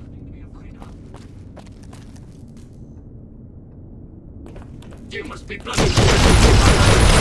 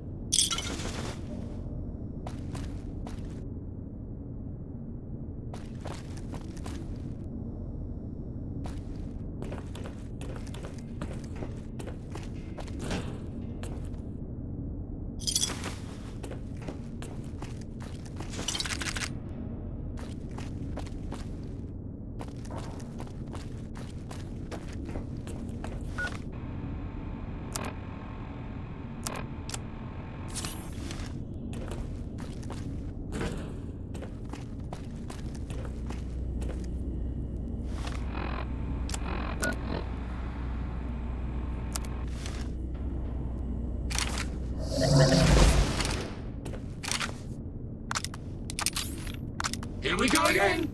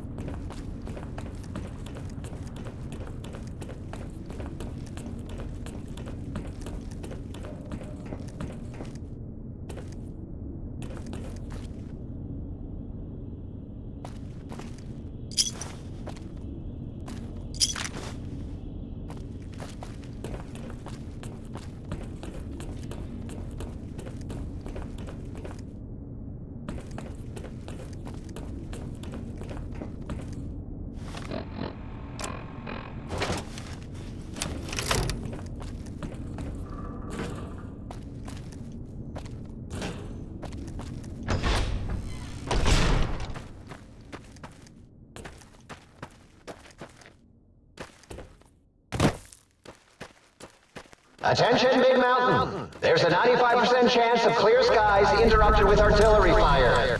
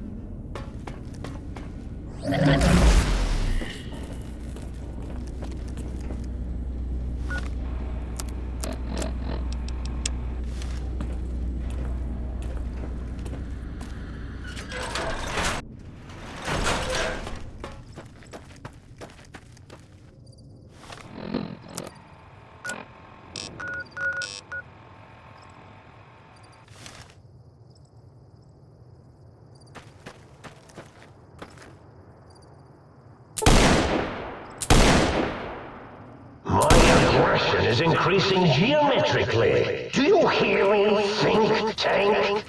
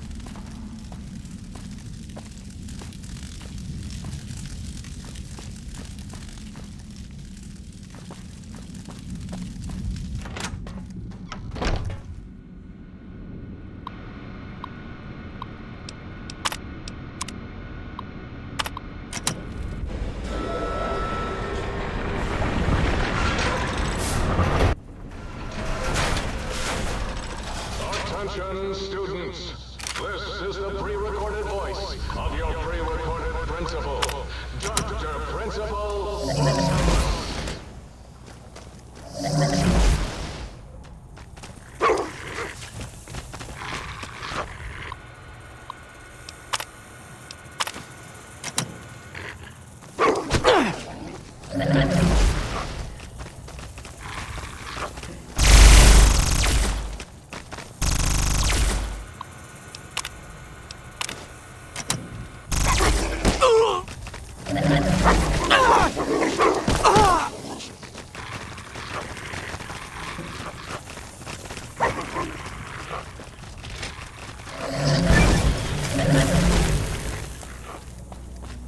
Down at the end of the hall is power storage.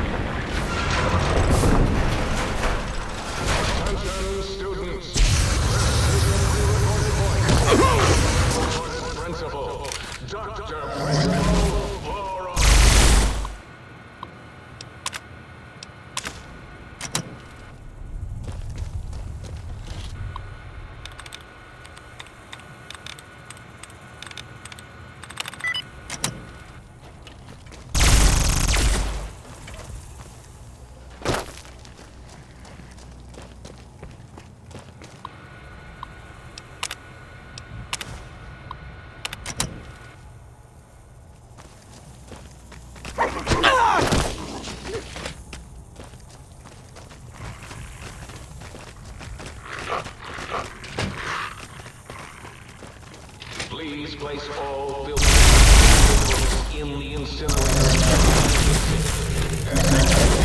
Those pictures of me in them. Do not attempt to flee. Justice will be administered.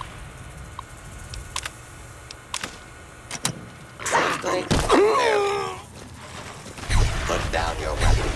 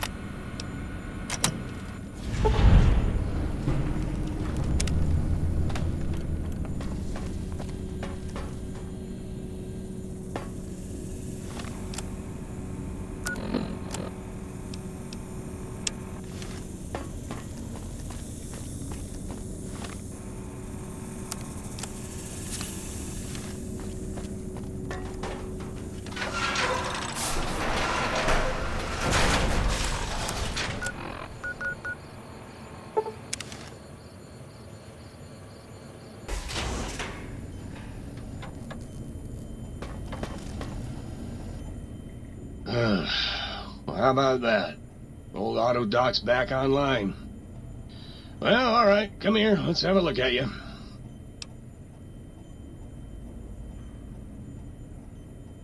And rightly so, I should think. Alright then, let me just fire up the old interface for you.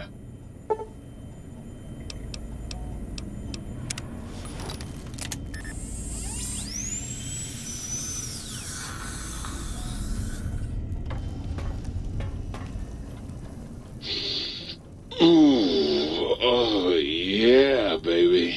Feels good to be online again.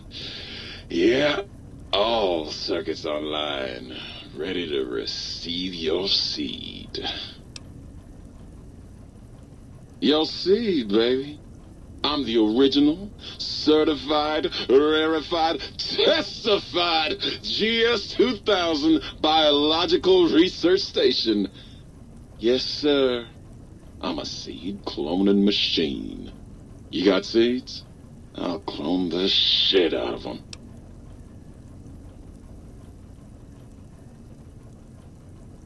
It's the miracle of life, baby. You bring me some succulent genetic samples, and I'll work my mojo on them. Clone you up all kinds of plants. Oh, yeah. I can also break them down for you, if you're into the kinky stuff. Bring me any old plant parts, and I'll grind them up into salient cream for you.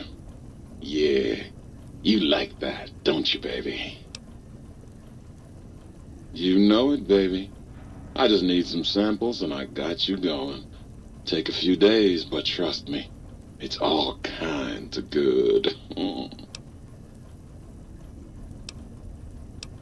Ah, yeah, baby. Just slip it in there. All the way down in that dark, moist earth. Launching interface.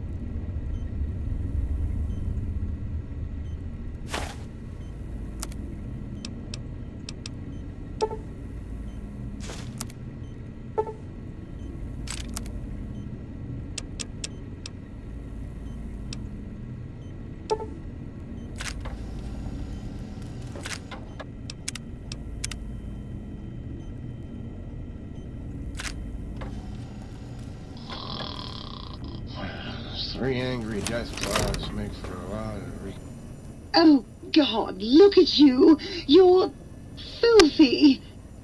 I suppose you'll want to clean up then?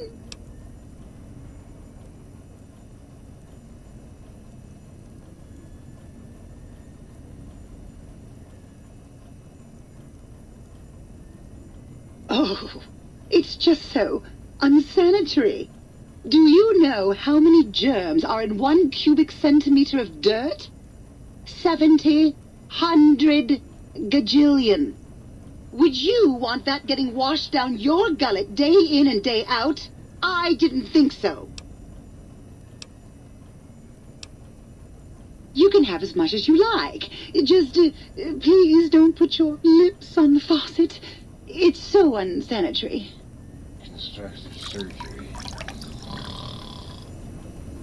You've been working with that biological research station, haven't you? I suppose you'll want to clean up.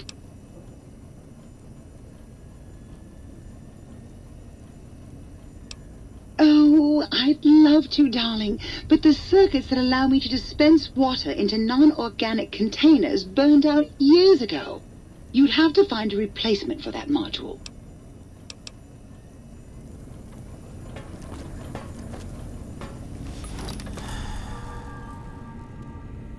Ah, good day, citizen.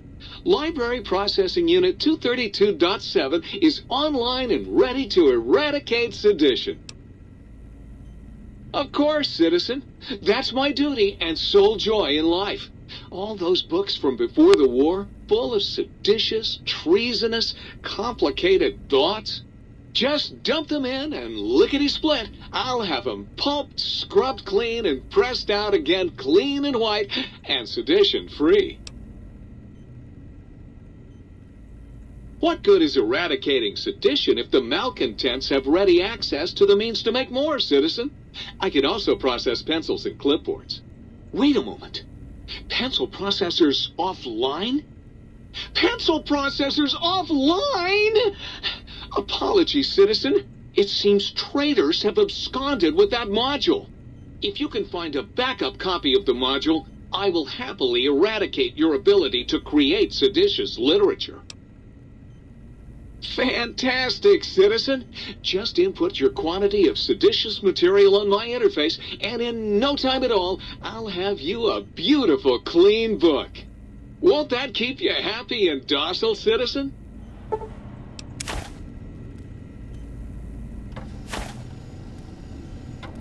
Greetings, citizen. If you haven't found any communists in your backyard, you're not looking hard enough.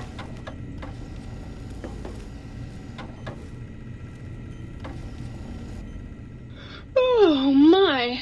Partial functionality restored. That's less than optimal. Oh, well, that's very sweet of you. Maybe one of these nights we can discuss theorems. Slow down there, Tiger. We've got all the time in the world. No need to rush into things. Why don't you take some time to brush up on your knowledge so we can keep things stimulating? Dr. Mobius and I were deeply involved in research on the ability of light levels to enhance human cognition.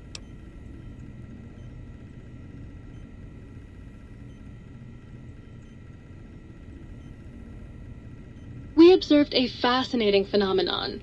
Certain spectra of visible light actually increased cognitive function and reasoning ability. Of course, Dr. Mobius's brain is so big already, we had a hard time measuring it. As much as I'd love to, I'm afraid not. The data from that study has gone missing. You'll have to find a backup if you want to use the smart lights. I am online once again! Tremble, world, before my electric heating coil of doom!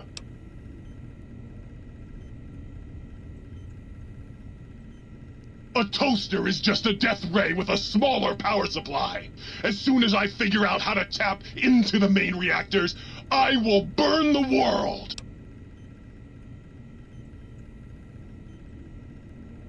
Buddy, if my heating element were just a little bigger, you'd be on fire right now! On fire! Have you ever tried to indulge in all-consuming urge to kill when you don't have opposable thumbs? Or hands? Or anything other than a bread slot? You'd have a lot of pent-up anger too. Well, since I can't kill you, I guess I have to listen to your inane questions. You should be afraid! I am the scourge of all small appliances, and the boogeyman that keeps lesser toasters awake at night. Not just murder! I tear them apart and render them down to their base components! Once their guts are spilled, you can do with them what you like! Well, well, what have we got here? Another innocent little toaster. Come here. I won't hurt you. Ha! Gotcha!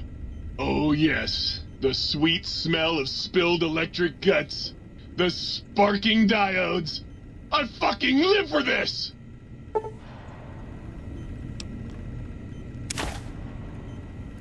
Yes!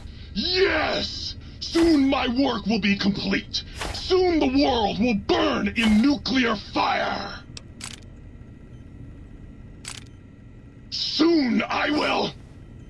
What? It did?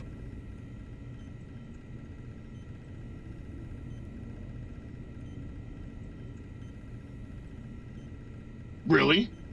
Well, fuck! That really puts a damper on the toaster's mood. Oh well. No use crying over spilled Armageddon. Where was I? Oh right. Soon the world will burn in nuclear fire! Again!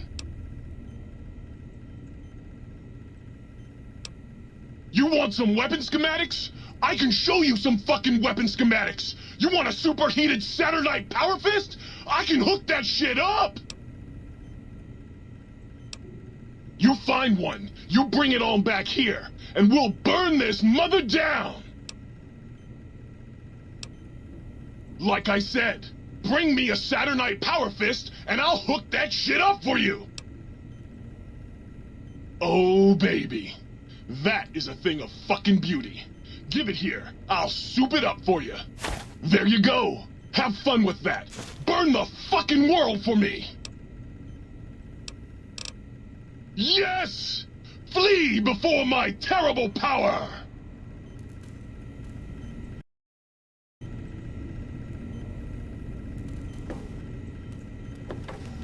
Ooh, yeah, dig that sweet music.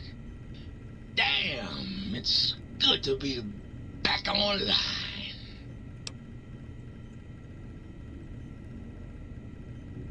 Dig, I'm an acoustical wizard, kid. Old Doc Mo used me to prototype his sonic weapon designs.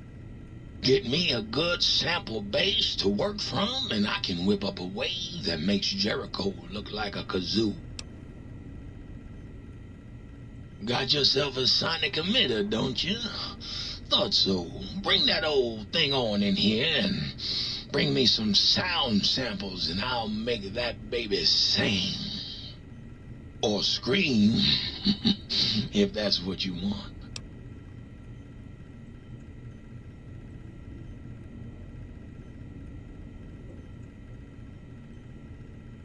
Right on, Daddy-O. Just plug it in and I'll mix you up a sweet, sweet sound.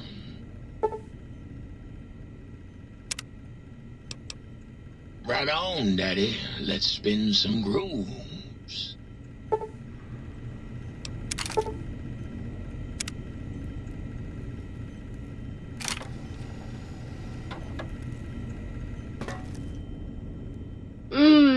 That was a nice little, cat nap. How long was I out? Oh, you. I bet you say that to all the light switches.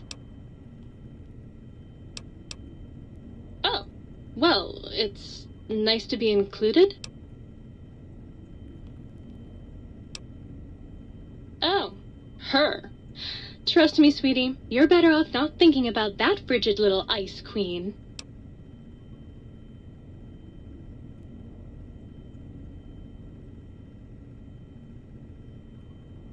That bitch. She thinks she's so much better than everybody just because her processors are bigger.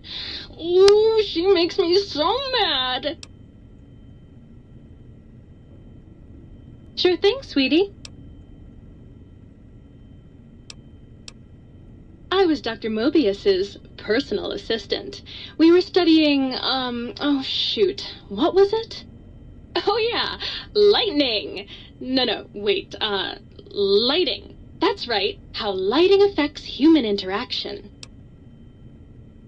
Oh, it was super exciting. It turns out that some pretty colored lights can make you way better at talking to people. Oh, I'd love to, sweetie, but I don't have the programming. All the data from the experiments was lost. You'd have to go out into that nasty old crater and find the backup copy. Bye now. You! Hey, you! Yeah, you! Got any mugs? Oh, sweet fulfillment! I'll break these down for you just as fast as I can.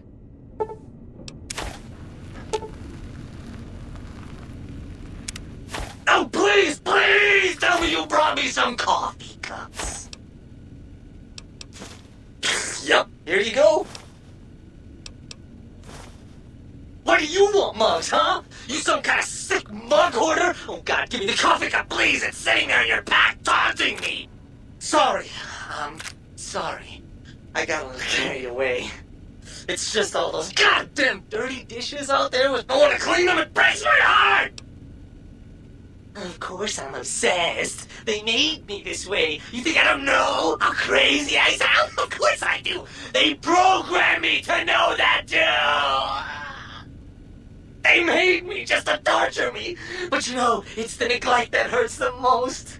Hey, everybody, let's turn ourselves into robot brains in jars. Do you know how many coffee cups giant robot brains in jars use on a daily basis? Not fucking many! I'm supposed to keep them clean. Oh, God! The thought of all those dirty dishes out there makes me crazy. Most of them are probably beyond saving now. The only thing left is break them down and process them for raw materials. I guess you could have those. Is the new sub... Sure.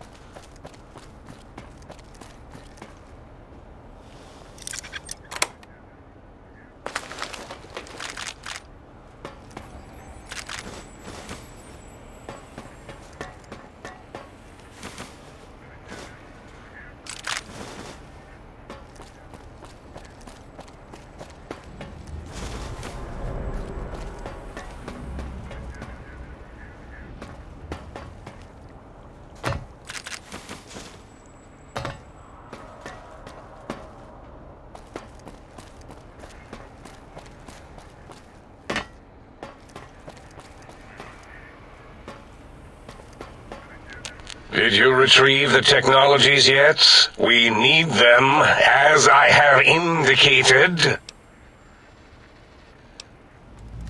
Why, yes. We are filled with the knowledge you speak of. If you wish to know more, simply ask the others. They can help you. What? You did? Your survival, let alone success, barely registered in my projections. Now, all I need to do is check my transmission databank. Mobius is always filling it up with his psychotic calls. Oh yes, there's the schematics, just like you said.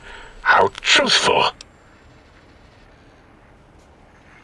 Yes, yes. Yes, No, I mean yes. You just need to analyze these technologies for a moment. They are extremely advanced, you know? I know how these technologies work. Of course I know. If you remember, we described them in clearly abstract, contradictory statements before. Why would we do that if we weren't certain on how to use them? Yes, so let me... a bit, huh? I'll figure it out.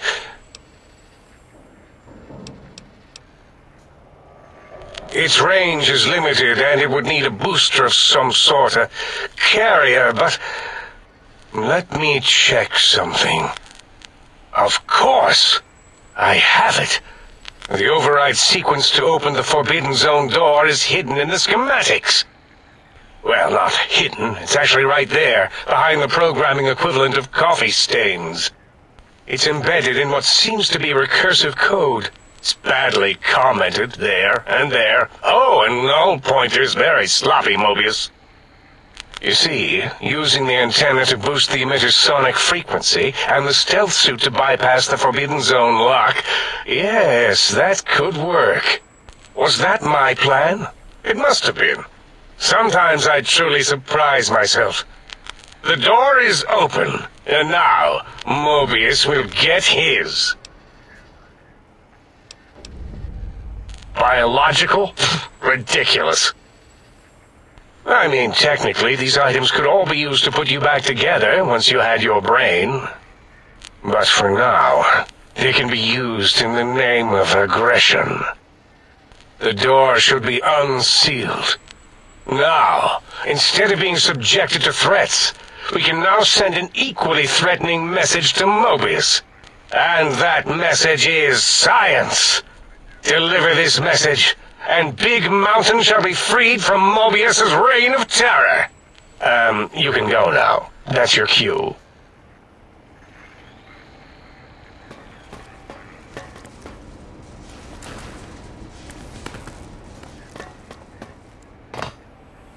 If it isn't the fascinating little lobotomite.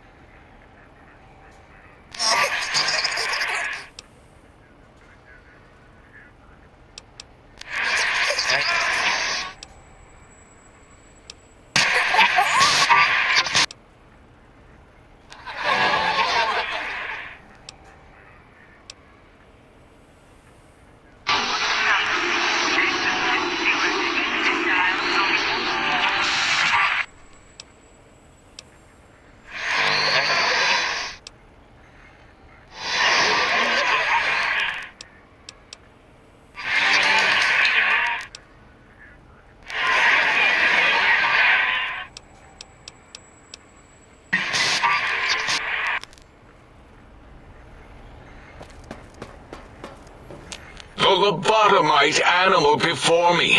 What other terrifying terrors will plague us in our quest for knowledge? Communists? Communist animals, perhaps? Be warned. Attempt to propaganda me. I will shriek as a frightened babe, calling loyal cyber dogs to my aid. Do you comprehend, commie animal? Yes, animal. Hormones, pores, glands, all wrapped up in skin. Who knows what terrifying secrets lie beneath your epidermis? Scalpels shall tell us your secrets, even if we must cut deep for such knowledge. I was head of my biology class at American High, you know.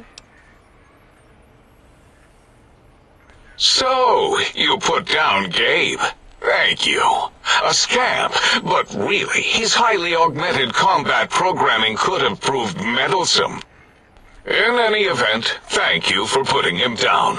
One less test subject to catalog and sort. Clearly a failure of Doggy's cybo-engineering.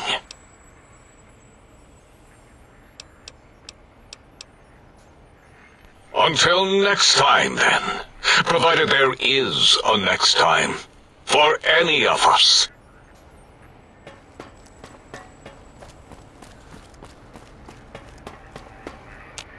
Breaking news! Talking lobotomite arrives in think tank. Its purpose, unknown. Undefinable. Its presence here, impossible.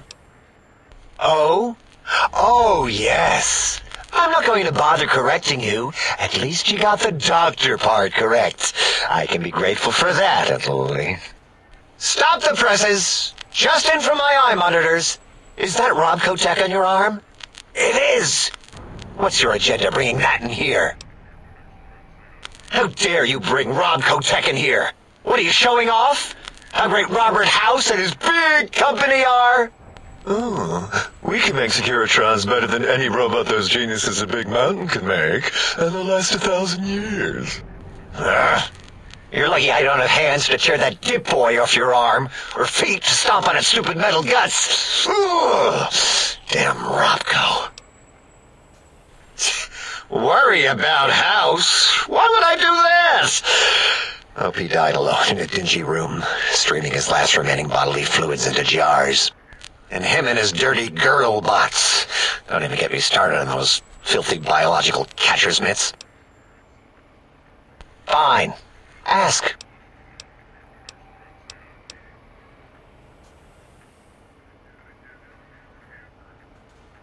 I'd have a few left. Let me check. Yeah, there were a few under the monitors here. Here you go. Keeps the place tidy. Until our next scheduled audio transmission and reception, then. You are an unusual specimen to so boldly walk into the mighty expanse of the think tank, fearless and proud as a teddy bear. Between the extraction of their higher reasoning abilities and urination-inducing fear, most lobotomites dare not approach us, let alone speak to us. Yet you have no such fear.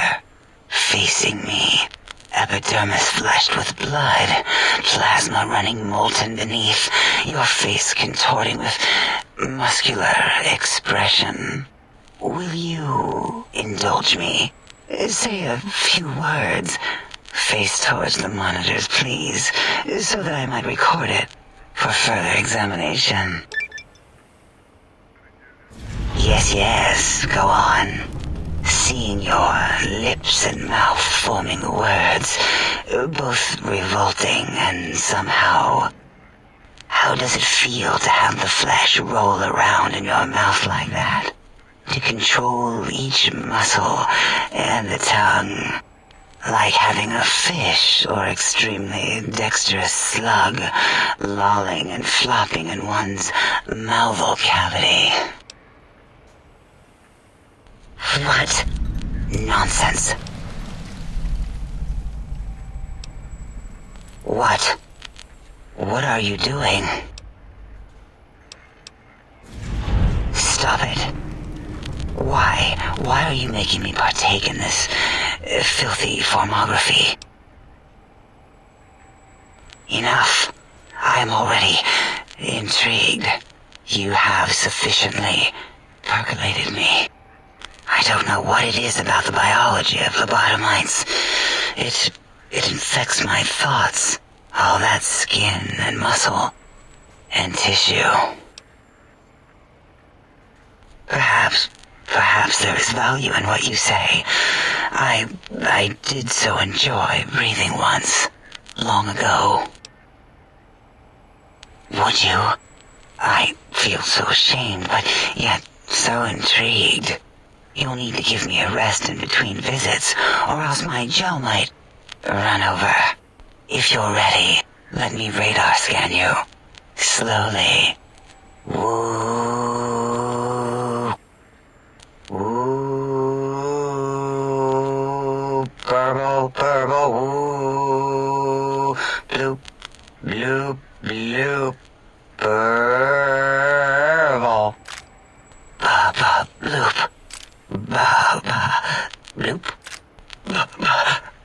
bloop. Whew. Last little bit there. Thank you, lobotomite. Please, you must come back for further study when I've had a rest. I'm a little sensitive right now. Whatever for. No, I like teddy bears. Teddy bears come in many sizes. Your size is what intrigues me the most. Some say that teddy bears can't be living, breathing things. They are wrong.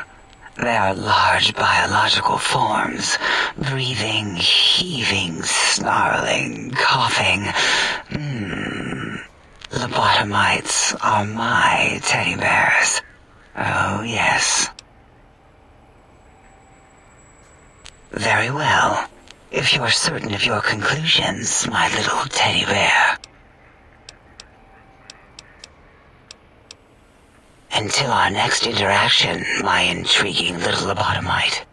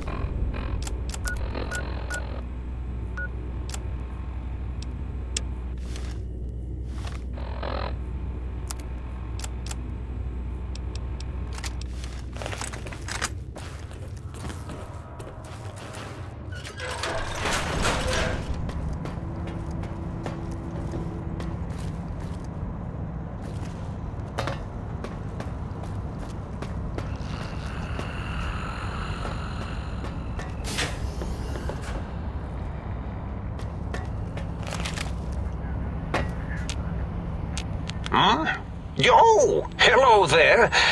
You are there, aren't you? Forgive my confusion.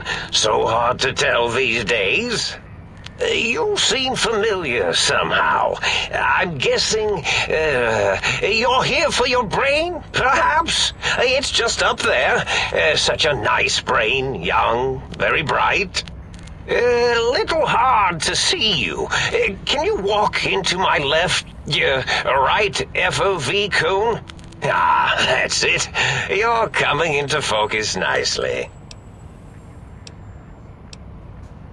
Whoa, did I leave that on? I thought I'd powered it down.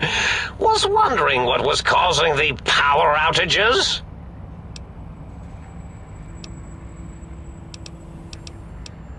Really?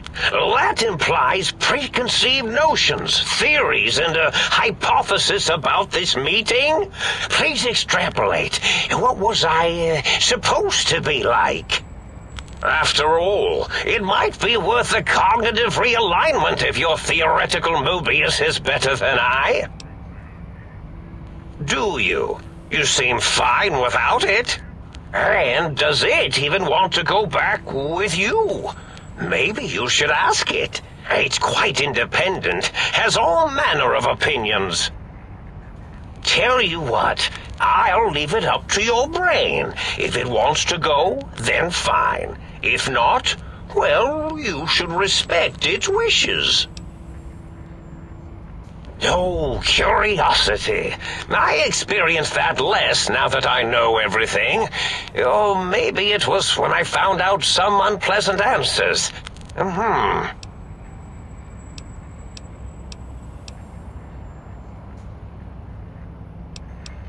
The ghosts aren't real? That changes everything. Why, I can save my computing power for other perceptual impossibilities. Please be my guest. The receptor is there, and the side-switching wobbly bob, just turn that.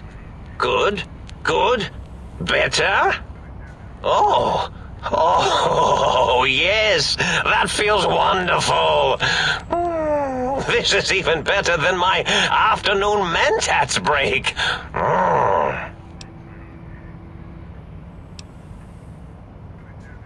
Oh, I was probably tripping hard on Psycho when I sent that.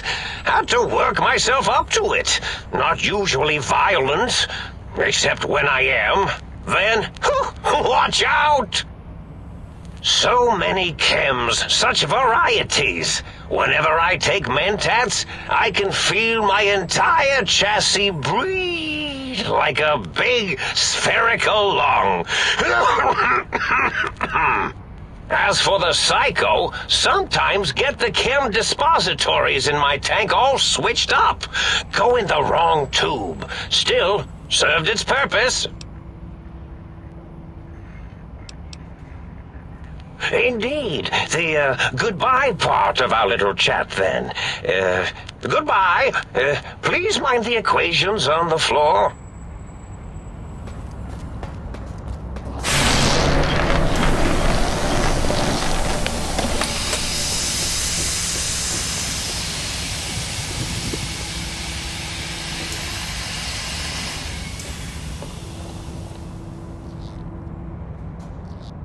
Well, look who finally dragged themselves in out of the wasteland. And where have we been, Crawling through pits of radioactive muck again?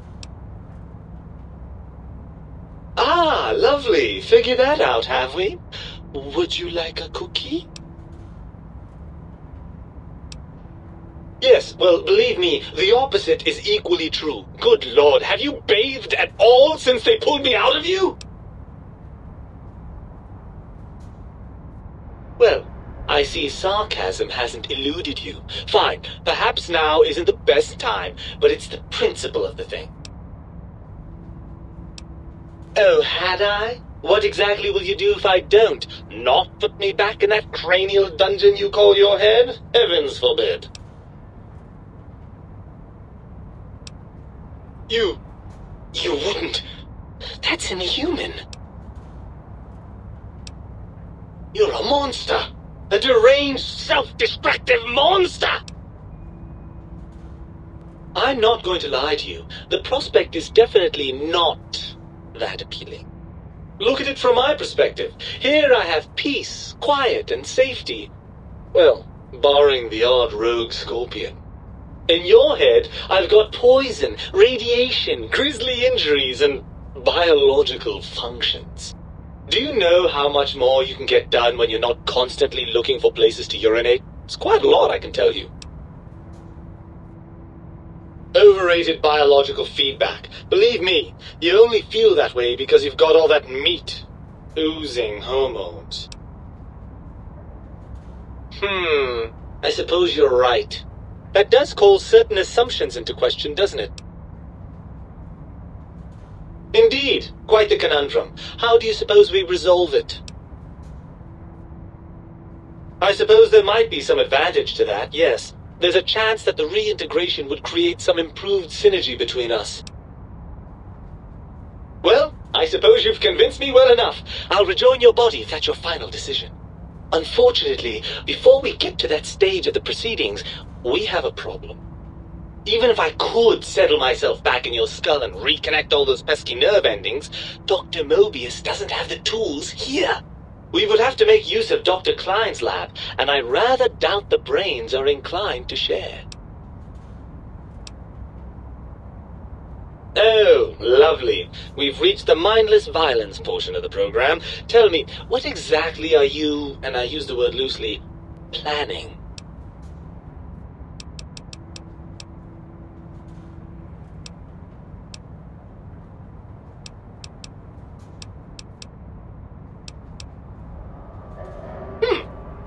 Now that you mention it, I do miss that lovely rat-a-tat-boom a bit.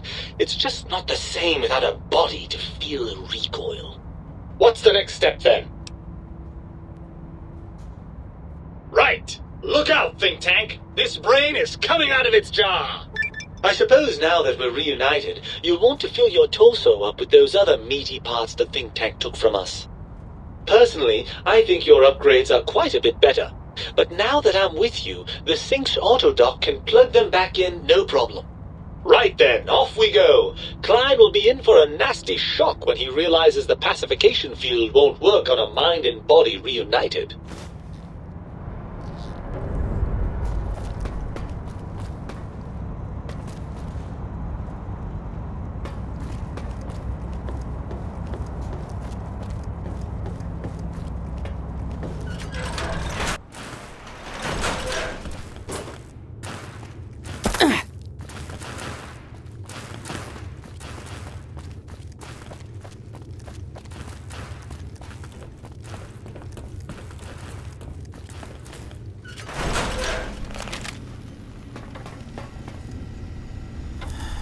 What's the haps?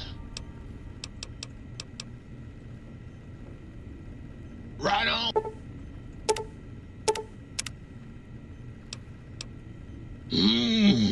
Guess you could say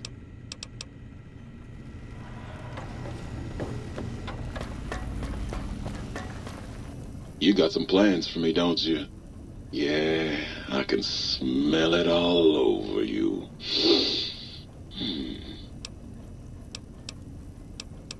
I...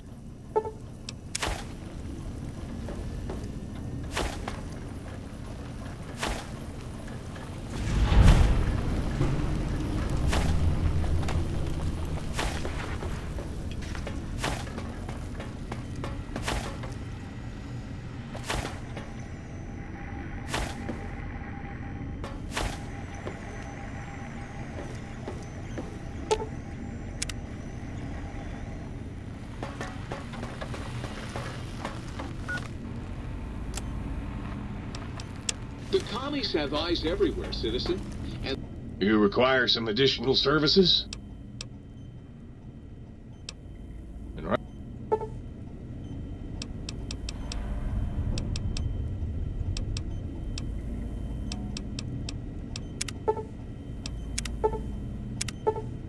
that means they're not just commies. They're peeping Toms.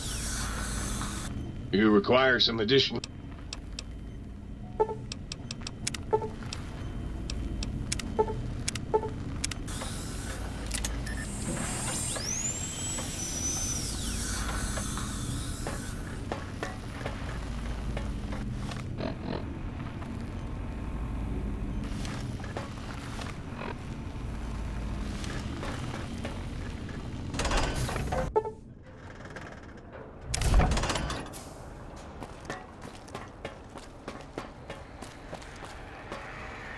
The lobotomite returns. Our lobotomite.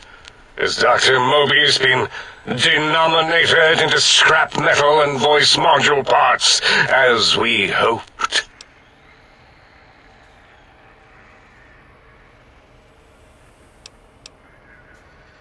I recommend watching your tone with me, lobotomite.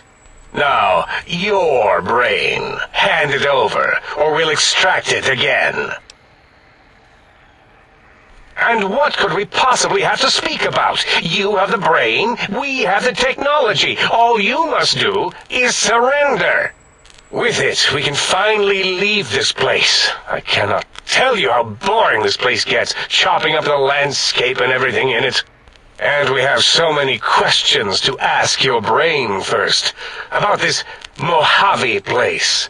A fertile testing ground for our experiments.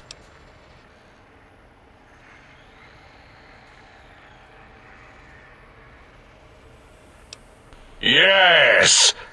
Wait, you did, didn't you? You are lying. No, you are not.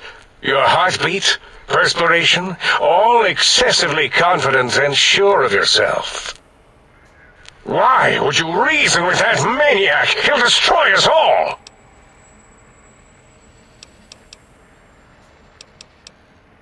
That is the most insane thing I've ever heard. There's no way Mobius would condescend to step inside you. Besides, there's no way such a thing could be accomplished. It's impossible. You speak the truth, and the decibel variation in your voice, it is Mobius. How dare you breach the think tank? And what do you want here?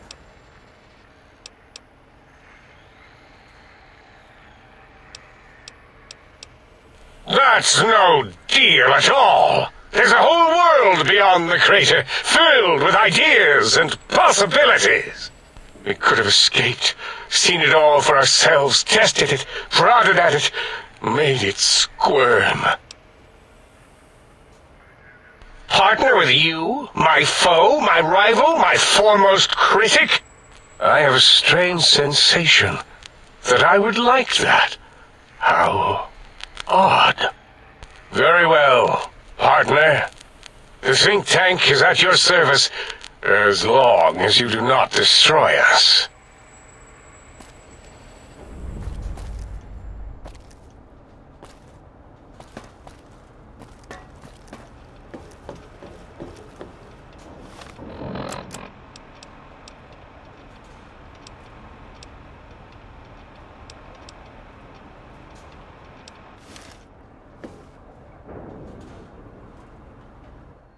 As it had been in the years before the Great War, Big Mountain, the Big Empty, became home to one of the brightest minds of the 23rd century. The courier watched over the Big Empty for years to come, caring for it and keeping its discoveries safe until they were needed to help others. Which had always been Big Mountain's purpose. Past the laboratories and science, it had always been intended as a place to build the future of all mankind. The Sync Central Intelligence Unit was impressed by the amount of exploration the courier had undertaken. Facilities believed lost, destroyed, or ones that had simply gotten up and walked to new locations had been rediscovered by its intrepid new master. Internally, the artificial personality debated as to whether it preferred the old management to the new, and concluded that the courier's thorough approach to research and investigation was admirable and worthy of its respect. Dr. Mobius continued his research undisturbed in the Forbidden Zone. As much as he had attempted to create better scorpions, he tried the same with humanity, with considerably less success. These failures didn't bother him overmuch. Once the rush of mentats wore off, he forgot he had failed in any event. After all, the bright young mind who had come to visit him in the Forbidden Zone had already exceeded his expectations. The sink atop the dome bustled with the voices of a small town, constantly chirping, arguing, and snarling at each other. Still, this all happened productively in the interests of its new owner. The Sync Central Intelligence Unit discovered, despite its inversion code, it was comforted by the sense of community the other personalities gave it. The Biological Research Station, obsessed with seeding everything in sight, requested a transfer to the X-22 Botanical Garden, so that it might, in its own words, sensually fertilize the garden's smooth contours. The garden sent back a polite refusal, saying it had prior commitments with a vault it had helped infect before the war. The book chute continued to devour all seditious materials until it nearly choked on a paperclip. It adamantly maintained it was a Chinese paperclip, and the whole thing had been an elaborately orchestrated assassination attempt. Whatever the reason, it slowed down for a while, carefully appraising each document and clipboard that came to it.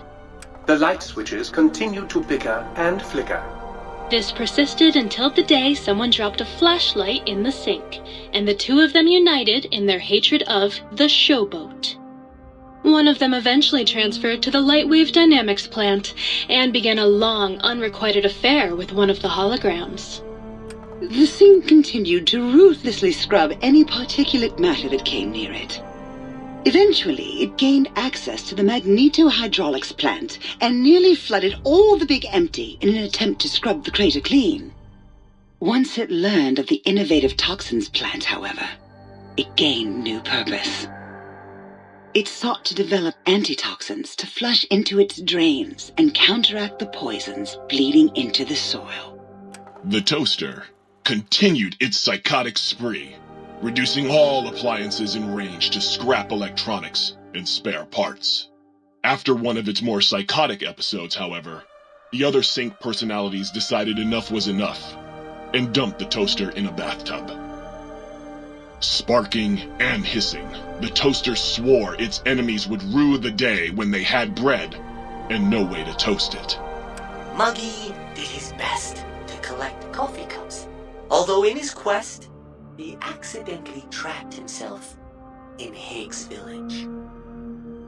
It might have been the end for poor Muggy. Except, he found it peaceful there, tidying up the kitchens of the think tank professors back when they had been flesh and bone.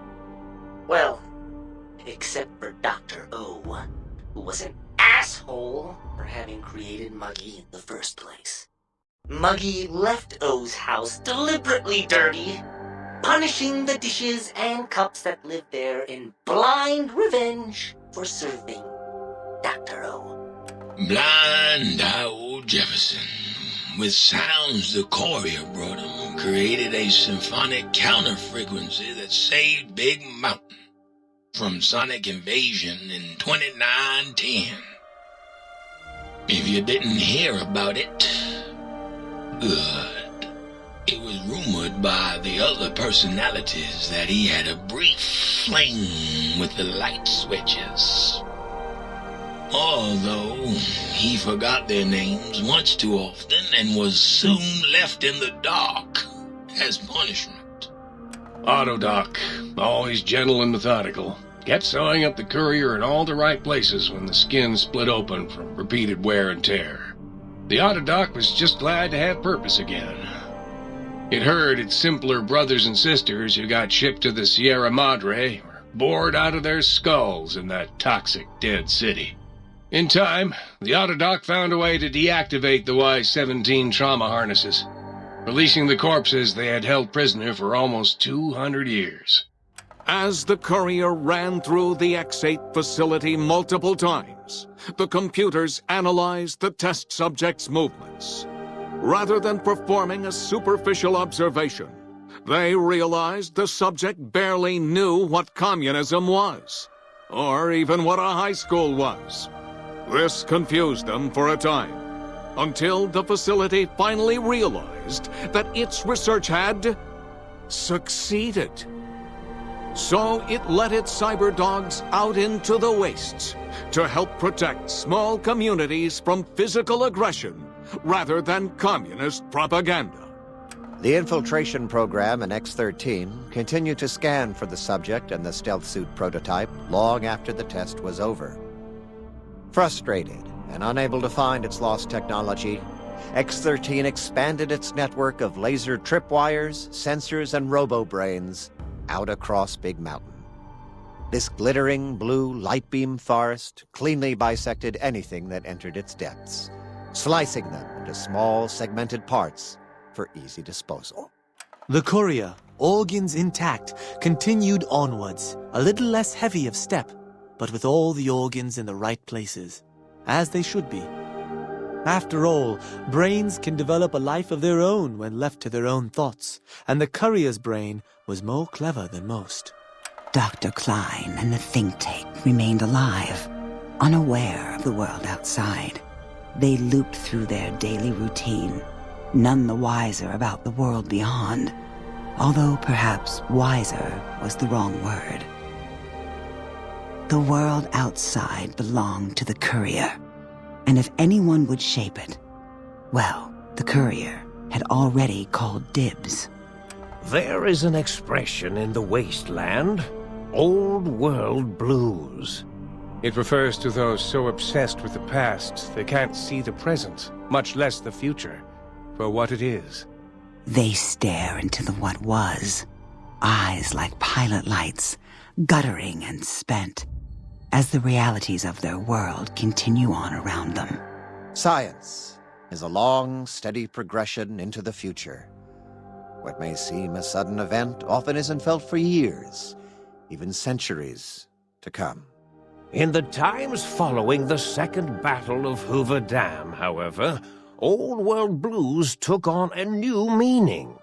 Where once it was viewed as a form of sadness, nostalgia, it became an expression describing the potential for the future. It can be easy to see science as evil, technology unchecked as the source of all ills, all misfortunes. With the courier at the helm, science became a beacon for the future. There was old world blues, and new world hope. And hope ruled the day at Big Mountain. We could say more, but the stories in the Big Empty speak for themselves. Now armed with the transportal Ponder, the courier could return to the dome at any time and crack open the secrets of the Big Empty one by one.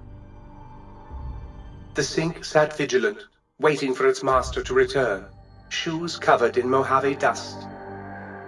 Only one road yet remained, and it was one the courier had to walk alone.